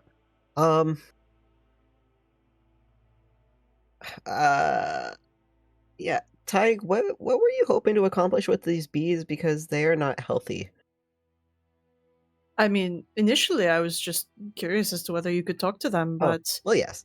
I mean, My mistake. I assumed incorrectly. I thought you had inquiries for the bees. no grand plan or anything.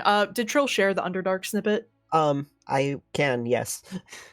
But yes, they are not healthy. They have some Underdark fungus infecting them. Oh. Interesting. I mean, I'm not aware of being able to get to the Underdark particularly easily, so if the fungus managed to come up here, then, well, might be an entrance below or something along those lines. Who knows? It could possibly. Oh, these poor bees. Yeah. I think we should put a pin in this because we do know that there is a sigil in the Underdark, but also I don't think we're ready to fight giant murder bees with evil fungus on them. Oh yes. Yeah. It's like, I don't think we're ready I for want this. Fireball first. Thank you very much. Yeah. No. Let's back away slowly. Give the bees, treat them like we would normal bees. Just give them a wide berth. I'll just be like, carry on, friends. Yeah. Get well soon. You give the bees a little salute and back away. The bees let you.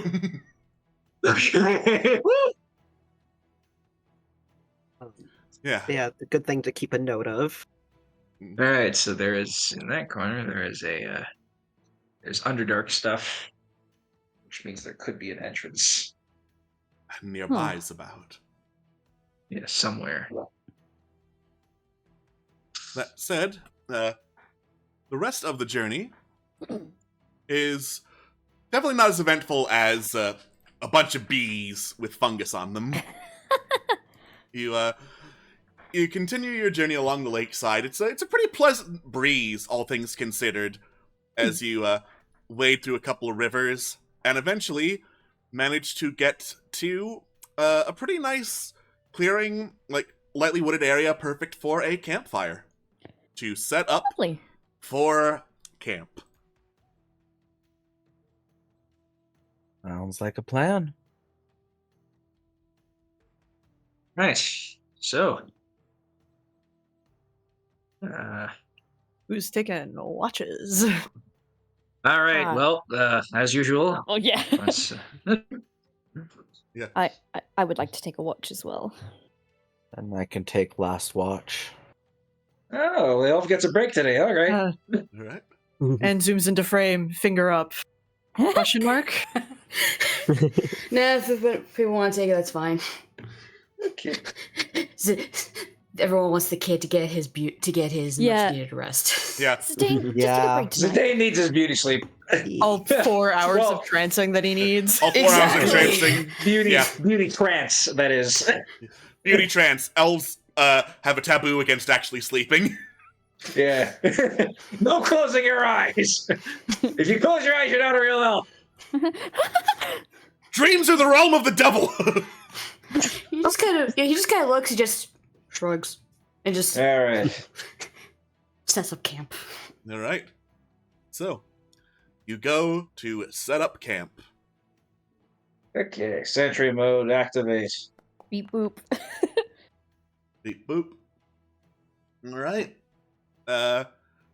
You hear the sounds of like wildlife out and about, like a couple of squirrels scurrying through the trees, a couple of bellows from some larger animal. Nothing comes close to camp though. Tight. All right. Second watch. All right, perception. Woo! Oh. Uh-oh. Whoops. Nice.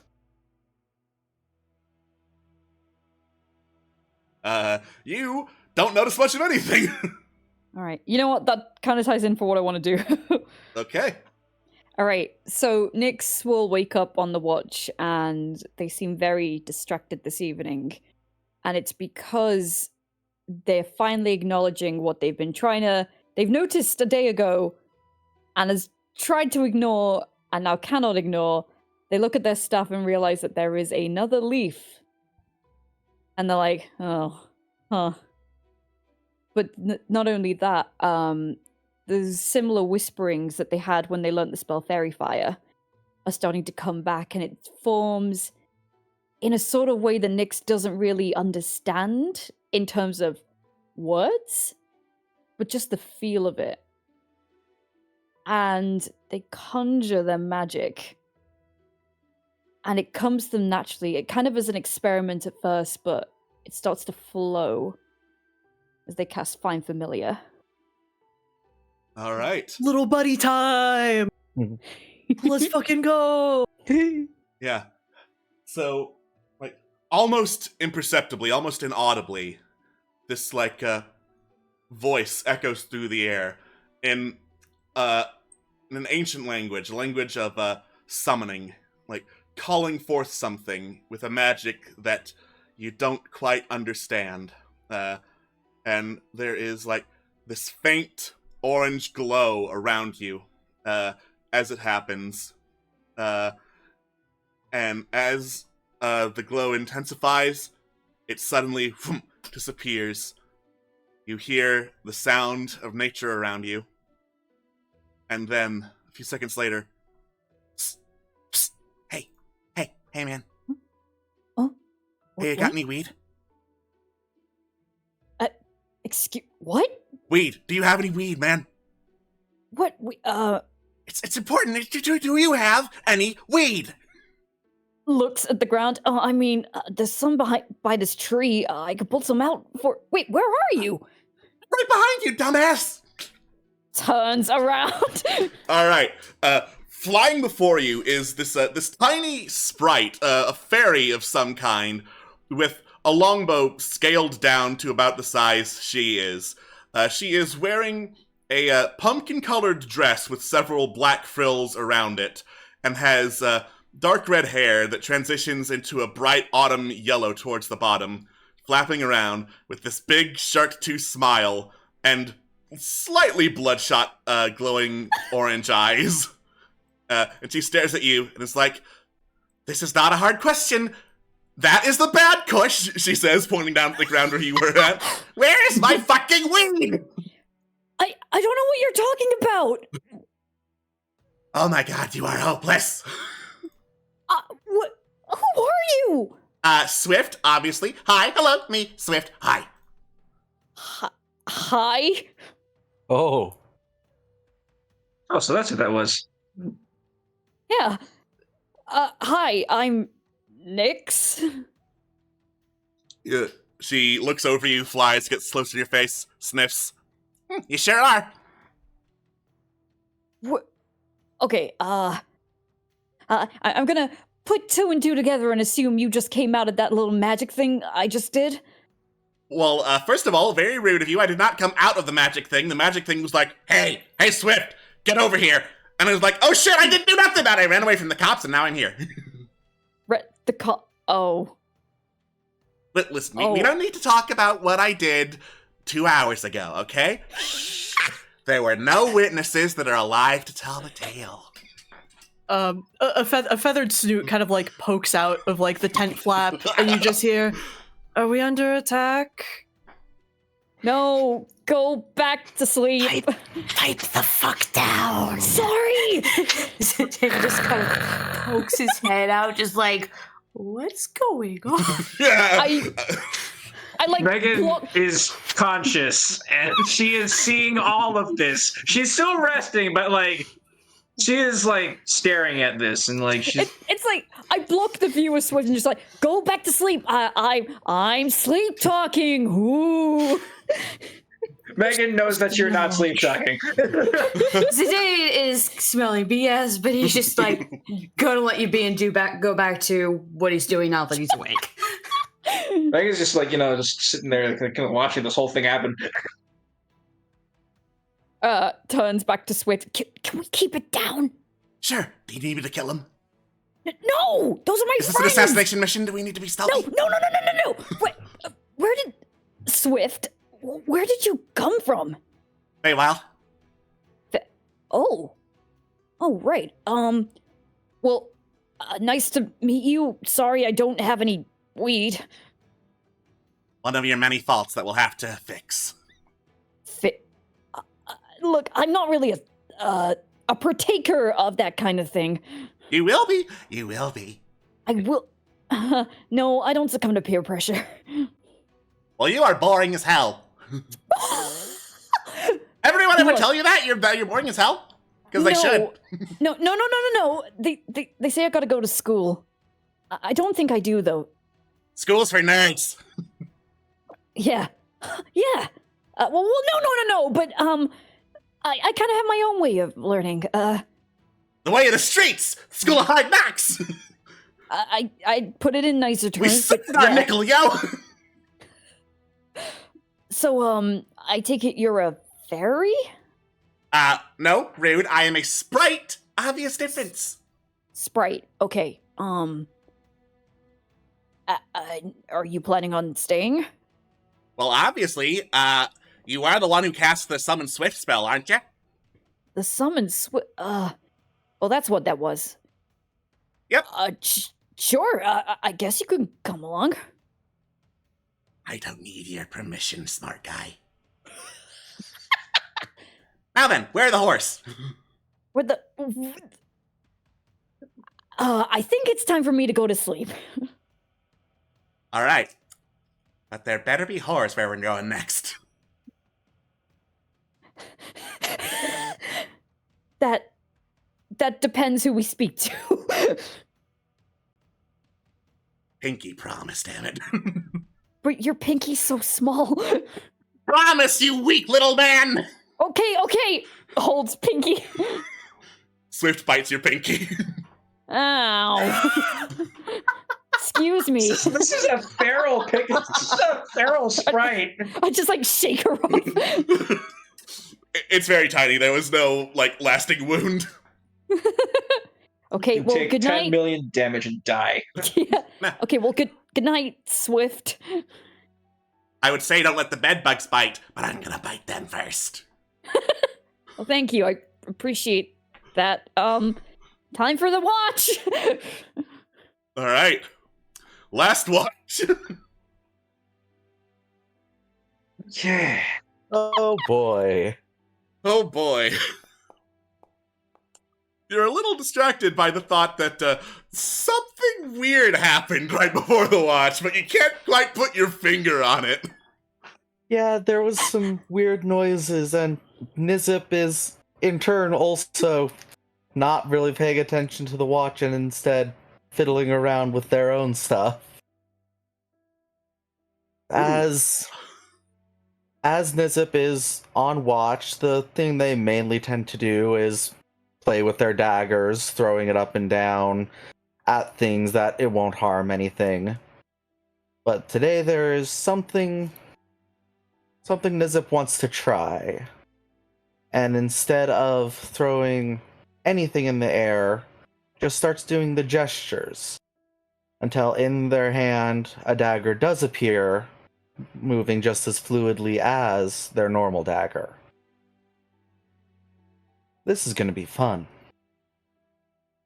Ooh. Super neat sparkly dagger now. That is all. All right. Dawn emerges. I think he's gonna walk up to Nyx and ask what that was all about. What was what all about? All the talking that was happening on your watch. Megan's lights dim as if she is giving the deadpan stare. This is the robot version of deadpan. Swift leans from around the back of Nyx's shoulders, whispers, "I think they're talking about you." Shut up. Zidane just looking at Nyx, just kind of putting his hands together, just kind of staring, almost like he's trying to study. Study them, just. It's that. Who's who? Just shoving Swift back behind. Bad hands. Ooh, good hands.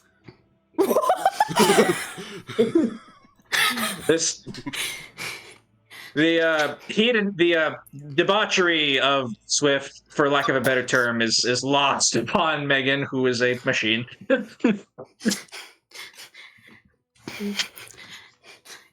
Zidane just looks at Swift and just tilts his head ever so slightly. Gives Okay. a little wave. So, well, very long story short, I was experimenting with my magic last night, and she just sort of appeared. Oh, so you have an infestation. Tig has been like very irritatedly like preening out their longer feathers. Just be quieter about it next time, yeah? Thank you. I'm sorry, it came as a bit of a surprise. Mm-hmm. You seem cool though. Hell yeah! Up top! He raises claw for up top. Fuck Swift yes. headbutts you. Fuck yes. Zidane points at Swift, tilting his head a little bit more. Obviously trying to figure out what this is.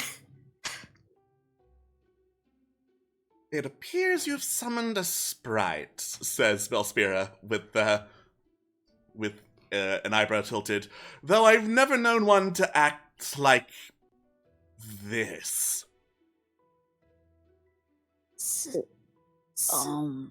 Sprite? Yeah, she claims she's from the Feywild. Mm-hmm. So, first off, most important question. All of you. Do any of you have any weed? Tig actually like starts like digging through their stuff. Genuine, actual like looking through it. Zidane's looking through his stuff, takes out some like weed plants, like not like actual weeds. grass. Actual grass. Yeah. Megan has no idea what the sprite is talking about. So she like hears the word weed and like reaches down, uproots like a clump of plants and says, "Found weed." You think this is a motherfucking game? No, My endocrine system is riddled with crack, and I need it down here! Zidane just goes over, tries to hand it to her, just very innocently, smile, just... Oh no. You What have I done? Oh. Bad news. Sorry, I ran out about like a month ago, and it's not really my deal. But next time we're in town, we can take a look around. Yeah, you've picked a very inopportune time to ask us for any weed, because it's not like we keep stock on us that regularly. Megan asks, "What the hell?" It makes my fingering slow, so it's not really my deal. Megan asks, "What the hell are any of you talking about?" Not without the profanity. All the people I can be summoned by, and I get summoned by a bunch of teetotalers and squares. Helena says, "Hey, I take offense to that. I just don't have weed on me." Exactly, thank you. Yeah, mine's purely Is there medicinal. weed growing nearby? Scarlet coughs. I have medicinal, though I'm technically not supposed to, and she's already flying into my bag. Scarlet has a medical card, let's go. Hell yeah. Oh my god. Wait, no, The Swift. marriage Swift. No. Hell yeah, dude. Can I pick Swift back out the box? You can. Swift has already taken a big old leaf of medical marijuana and has set it on fire somehow. Are you Good Lord. satisfied? Never. Okay, I'm sorry, guys. I really don't know how I did this. This is not for kids, folks. For you watching at home. Swift And- single-handedly made this rated PG-13. And This is just talking about drugs and hookers. This is rated enough. Hell yeah. Hell yeah. Yeah. Sorry, Nix, this is why you use protection when you're going to experiment with things. And now we are firmly in our territory. No, that's not. What did you think happened here? Birth. Birth? I did not Meg- give birth to. Megan You walks clearly up. didn't take any protections. Megan walks up to Nix and says, and tells them, while they do not understand parenting, it's clearly a miracle of life. She hopes that they take good care of their new child. You hear that? You're a miracle of life. That is something I've been called, yes. Zidane points to Swift again. Medical? I mean, I ain't no doctor. Apparently you got one. Unless you're secretly a weed dealer. I am not secretly a weed dealer. God damn it. He gotta think. He thinks again. Threat, but there's a smile as he's still pointing at Swift. Just threat. Yeah, that's right. I am a threat. I'm wanted in all 49 consecutive states. What estates? Don't worry about it. Shh. No witnesses, says Swift. Oh. Yeah, and just for demonstration purposes, you feel this like poke in the back of your neck. And you feel very woozy. No witnesses. I didn't realize Dionysus would become a pixie. Oh no. No witness. Good Lord. Yeah, Do I just face plant? you just face plant. Great. Swift, So we have a feral crackhead.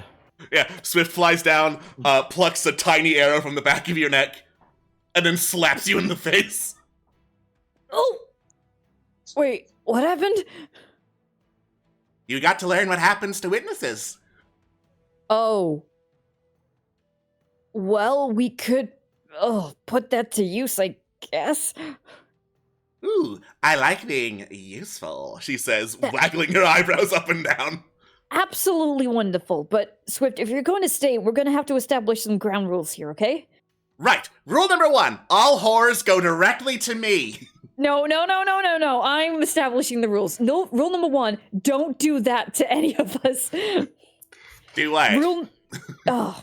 Rule number 2, please don't disrail our journey to find weed. We will find it for Speaking you. of, let's walk and talk, yeah? Let's please walk and talk. Yeah, you got it, MacGruber. If you break any more rules that I set for you, you're going in the box. Is it the weed box? No, it's not the Yes. Reeboks. That would be Yes. So yes, it sure is. Zidane just kind of goes up to like Meg and Ty and just kind of whispers, just horse. Kind of like a little, like he's like right, he gets like a little, just like looks a little. No, let me finish. It looks like he's like riding a horse. yes. Megan stares at Zidane, tries to make the best of this, and points at old Gus. He nods in understanding, just continues on.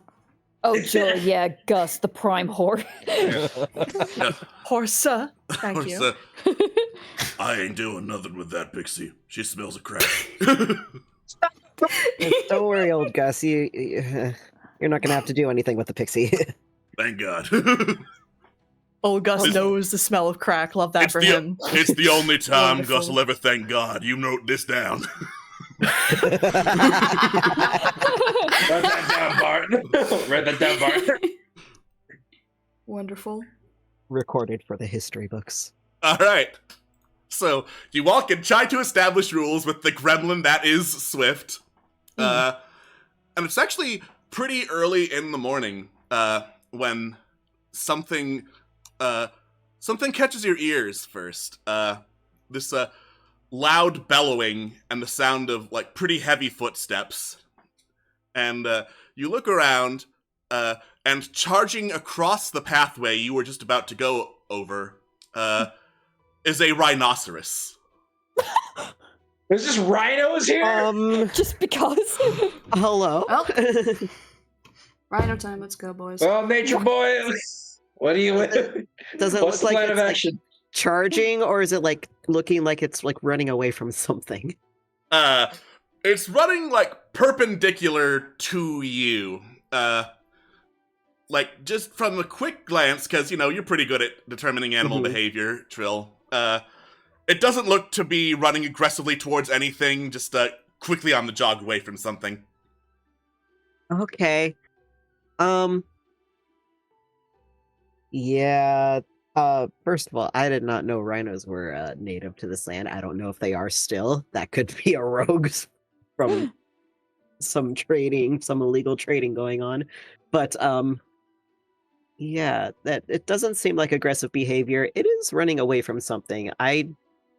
We should probably prepare ourselves for something if that is the case. Can we look towards where the rhino was running from?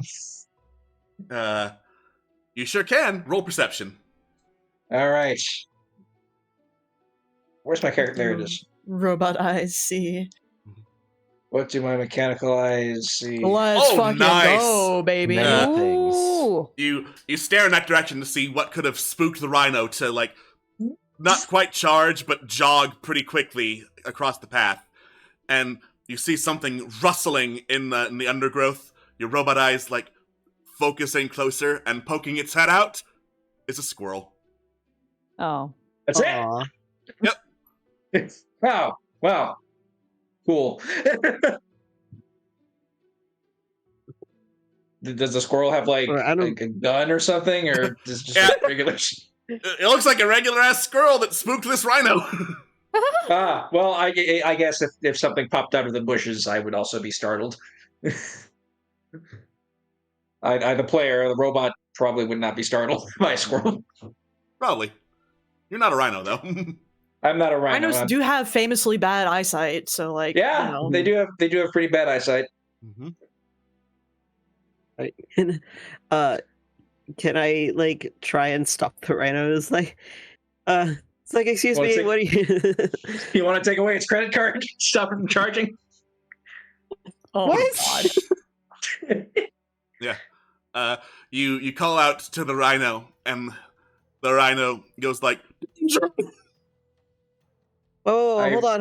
What's the before you do danger? that, I relay this. I relay the squirrel to you.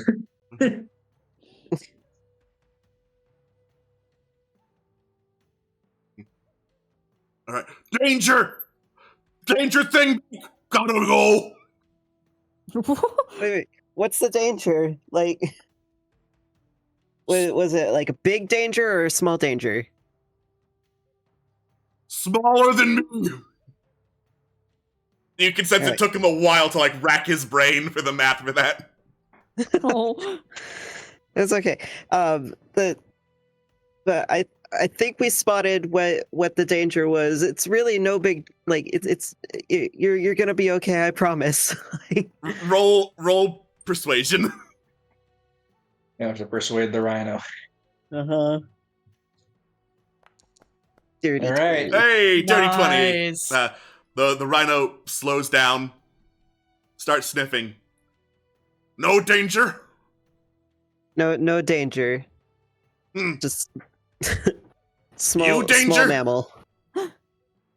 No, absolutely. Me friend. Yeah, the rhino starts sniffing the air, picks up your scent, turns around and like waddles towards you with that slow rhino gait.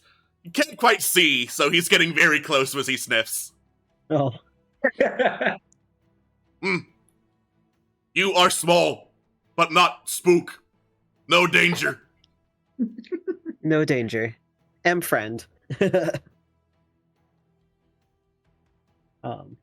But yeah, do still keep a lookout. While no danger here right now, but I hope you stay safe. Okay. See ya. The rhino happily trots on off. Okay. That was something. That was a rhino. That was a rhino. It sure was. That was really cool. I mean, I forgot to ask where he, if he actually is like native here. But oh well. Whoops. Megan, Another problem for another time. Megan brings up a concern about like the bandits from before. They were trying to haul off the mega bear. Mm-hmm. Valid concern. I don't know how far they would stray because we have traveled, quite a bit since when we encountered them. Mm-hmm. Helena clears her throat. There's a rhino sanctuary near here. This guy got like a little far off the beaten path, but could probably find his way home. And if I remember the sanctuary right, it's pretty well guarded. Okay. Good. This puts Megan at ease. It's not just gonna get poached. I have a goodly amount of questions. The main one being, why is there a rhino sanctuary? A guy liked rhinos, I guess, says Helena with a big shrug, looking away. I mean, the been? biggest need for a sanctuary is usually endangerment. Okay. Sure. Interesting. Cool, awesome, we've established the rhinos. Can we go? Yes. Okay. Yeah. Well, no crocodiles yet. Those would be further north in the swamp, says Belspira. Duly noted. Though I suppose they could also be in the jungle, just less frequently. Well, if we ever meet the crocodile clan, maybe we can get them a crocodile, so then their name makes sense. Why would you want to do that? I don't know, it would be, like, nice marketing for them. Not that that's a good thing, but, it would just I don't think I would trust them with a crocodile. They could have, like, a little mascot! It'll be really nice! A wild crocodile as a mascot? That sounds incredibly dangerous. Hey, put it this way, if we go to the swamp, there might be weed. Can I have a crocodile too? Sure. Fuck yes! Isn't that a very dangerous street drug? Wait a minute. So are you saying there's a clan that has crocodile drugs and you didn't tell me? No, I don't know if they have drugs. I'd assume at least one of them probably does it once in a while. Note to self. Find crocodiles. Get wasted.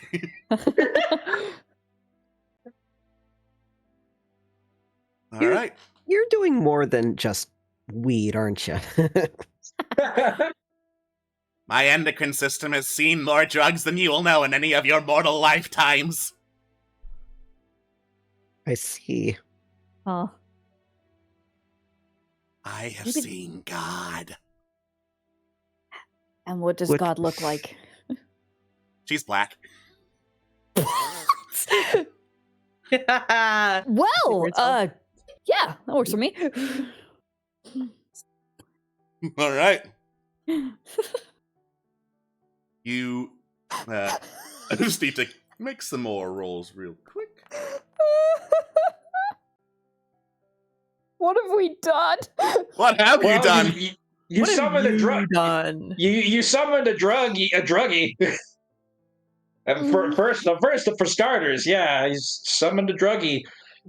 Mm-hmm. This is truly 100% a you problem. This is it's right, and you did the art for this. You brought this into existence. You knew what you were doing. I finished the art half an hour before the stream. Nice. Oh my gosh, that's awesome. I switched it out hurriedly for the placeholder art of Swift. Thank you. Nice. Yeah. Now, all of that being done, you continue your march through the Hilllands and eventually come across a very large tower overlooking the lake, with a big ticking clock at one face of it. You would wager that this is likely the Little Lion Clock Tower you have been searching for, especially given that as you get closer, you can see emblems of lions and other big cats roaring, getting up in attack formations, pouncing each other, like heraldry poses, basically. Whoa.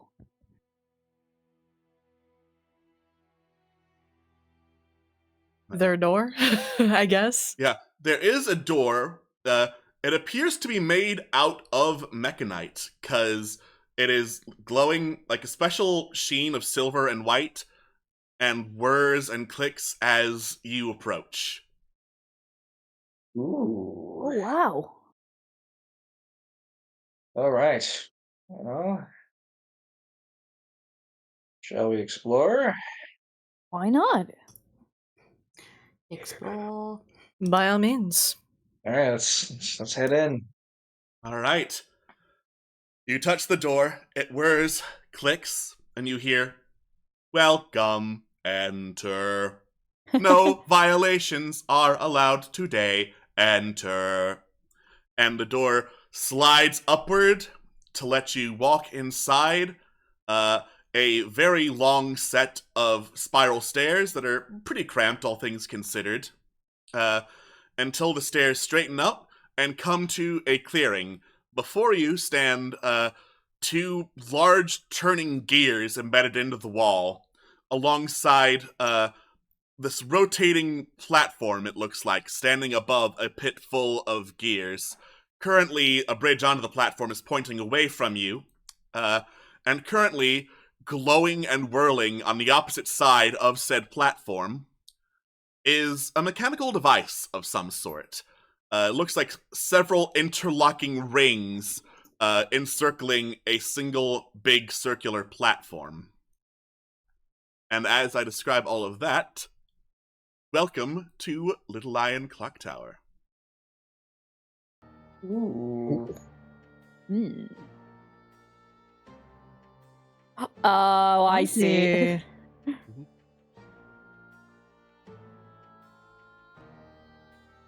I love the little like shadow effect on this map. That's cool. Yeah. That vortex is gonna make me. That vortex is really, really throwing me. It's so weird. Wow. It's like switching. It's like switching directions. Now, I'm noticing a pit thing here. How deep is this? Oh, that, well, there are multiple different cogs in the way of falling down, but, you would wager you're going to hit a lot of things and all the way down probably at least 100 feet. Okay. So maybe not fall in there. Not a great fall.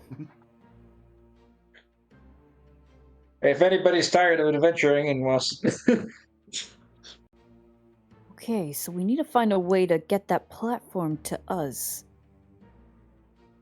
Are there any like Any- levers or buttons or anything that might control the gears? Near you on two pillars that are near the walls, there is like a painted over and cut in image of a mouth of some kind. And inside one of the mouths is a button. Do not trust that. what else are we gonna do? Yeah. If possible, could I press the button, but could I use the end of my staff to press the button? You hold out the end of your staff, and you press the button. There is a click, and then the mouth starts glowing, and you hear a voice calling out to you. Oh. Welcome, adventurers. I am 66161161616616112. I am a Modron from Mechanus, in charge of this facility. Congratulations, you have been selected to participate in a free survey. Okay. Did someone say free survey? Says Swift, popping up behind you. Does it involve drugs? No, it doesn't involve drugs. Then what's the point? What is the survey? We would like to survey and observe typical adventuring behavior. Oh, as in how we're gonna solve this? There's a beep. Typical adventuring behavior on a stimulated adventure based on our records of adventures. Okay, well, we'll do our best then. Okay. As a reminder, I am head of overseeing the operation. My name is 661611616161612, and I will be asking for feedback as you go. Great. Do you have a nickname or like a shortened name? No, Alright, can I just call you Six? I would prefer if you did not. Okay, Mr. Numbers, we'll get back to you. I would prefer if you did not do that either. Quick questions. The door said no violations. What would count as a violation? Please do not deviate from the adventure path. This will throw off our data and survey research. So don't cheat, basically. So you're saying I can't just like fly across the pit? Yeah, I was gonna say. That would be a violation. All right. Does the other pillar have a button? It does. All right, I'm gonna go ahead and click that. You have pressed the convenience button. Thank you for participating in convenience.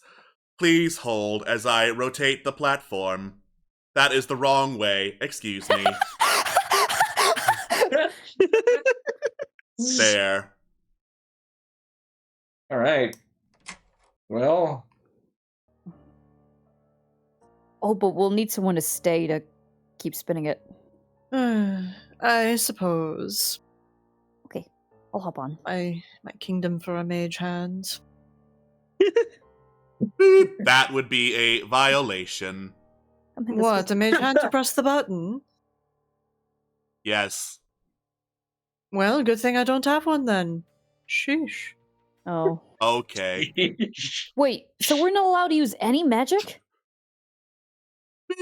Magic is fine as long as it is not a violation. Oh, that's a stretch. We'll be fine. Okay, there's a door here.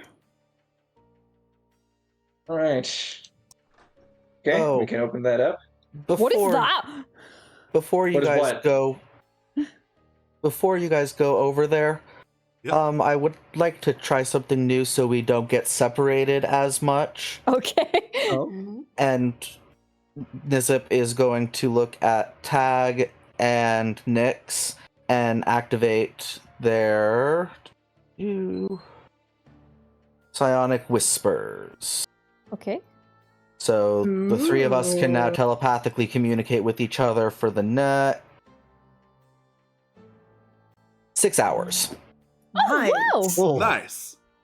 That rocks. So long as we stay within a mile of each other. It's just like over. This is not bigger than a mile, is it? No. Okay. Hell yeah. Just making sure. Just All ping right. me when you need a button push, I suppose. Whoa! Whoa. What? What do you mean, Yeah, whoa? That's what I meant.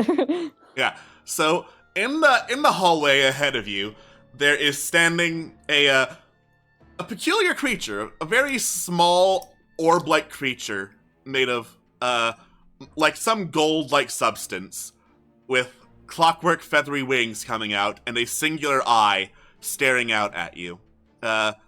He is wearing a name tag that reads Shepherd. Is that spelled like the job or the name? The job. The job. Okay. Oh. Shepherd Commander. And it's just the one, yeah? It's just the one. Has it noticed Megan? It is staring in the direction of the opened door. Megan stares back and tries to make sense of it. I guess she'll say hello because it's also a machine. Hello, adventurer, it says back. I am a humble shepherd. Please, you must stop the cult of the war god. That was very... Megan says, yes. Give me the vibe of the Magnus Archives. Two robots talking to each other, very, very full of personality. Yeah, the Lord is my shepherd. Megan asks where this cult of the war god can be found. I am sorry, I am only a monodrone. I am programmed to say only this and the line about you must stop the war god.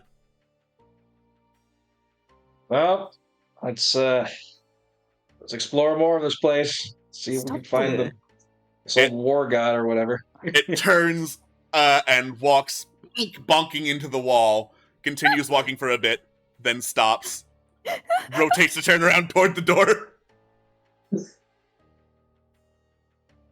Hello, adventurer. I am a humble shepherd. You must stop the cult of the war god. Well, I guess we're right through this door. Nothing more to it, because this thing is just saying that. Alright. Zidane, as you step off of the platform, it rotates back towards the entrance. Oh, whoops.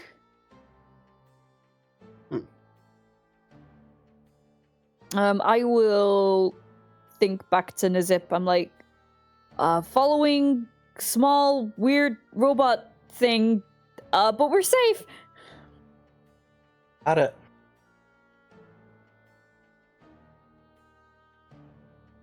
Alright. There's a beep.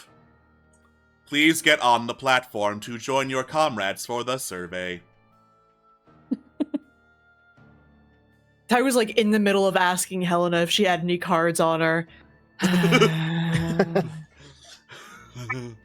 Fine. This is cramped. Yeah.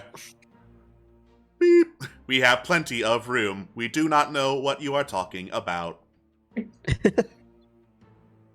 Megan stares at the one tile wide walkway and then down at her like massive metal chassis, and she's like, okay.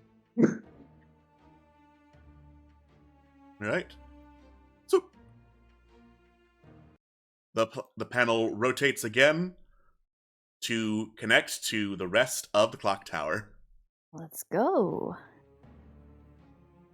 Right. Hello, welcome adventurers. I am a humble shepherd.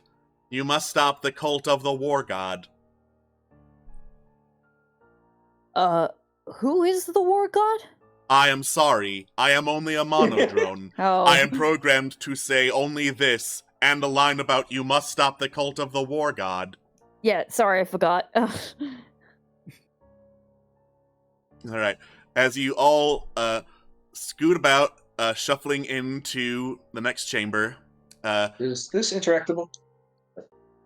That is a pit of gears. It is closer to the surface, though, so someone can stand on it. Okay. But as you shuffle into the next room, you hear a beep. This is the supervisor, 661-611-616-616-612.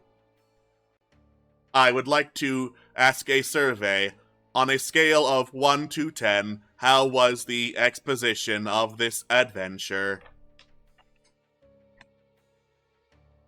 The exposition. Solid 6. Yeah, no, I'd probably agree. Nice, to the point, plenty descriptive, you know exactly what you need to do and why. Yeah, sure. Very to the point. Yeah.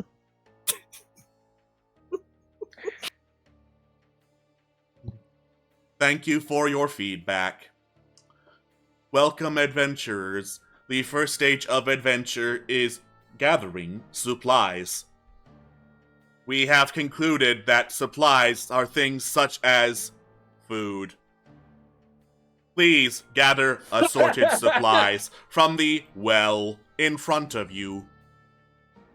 That doesn't look like a well. That is a pit Yeah. full of gears. A metallic cylinder rises up, painted very poorly to look like a well with some water sloshing around inside it. Just because they mentioned the war god, by the way, could I do like a history check or something? Sure. History or religion? Let's see what I'm better at. Neither. So let's go history. No.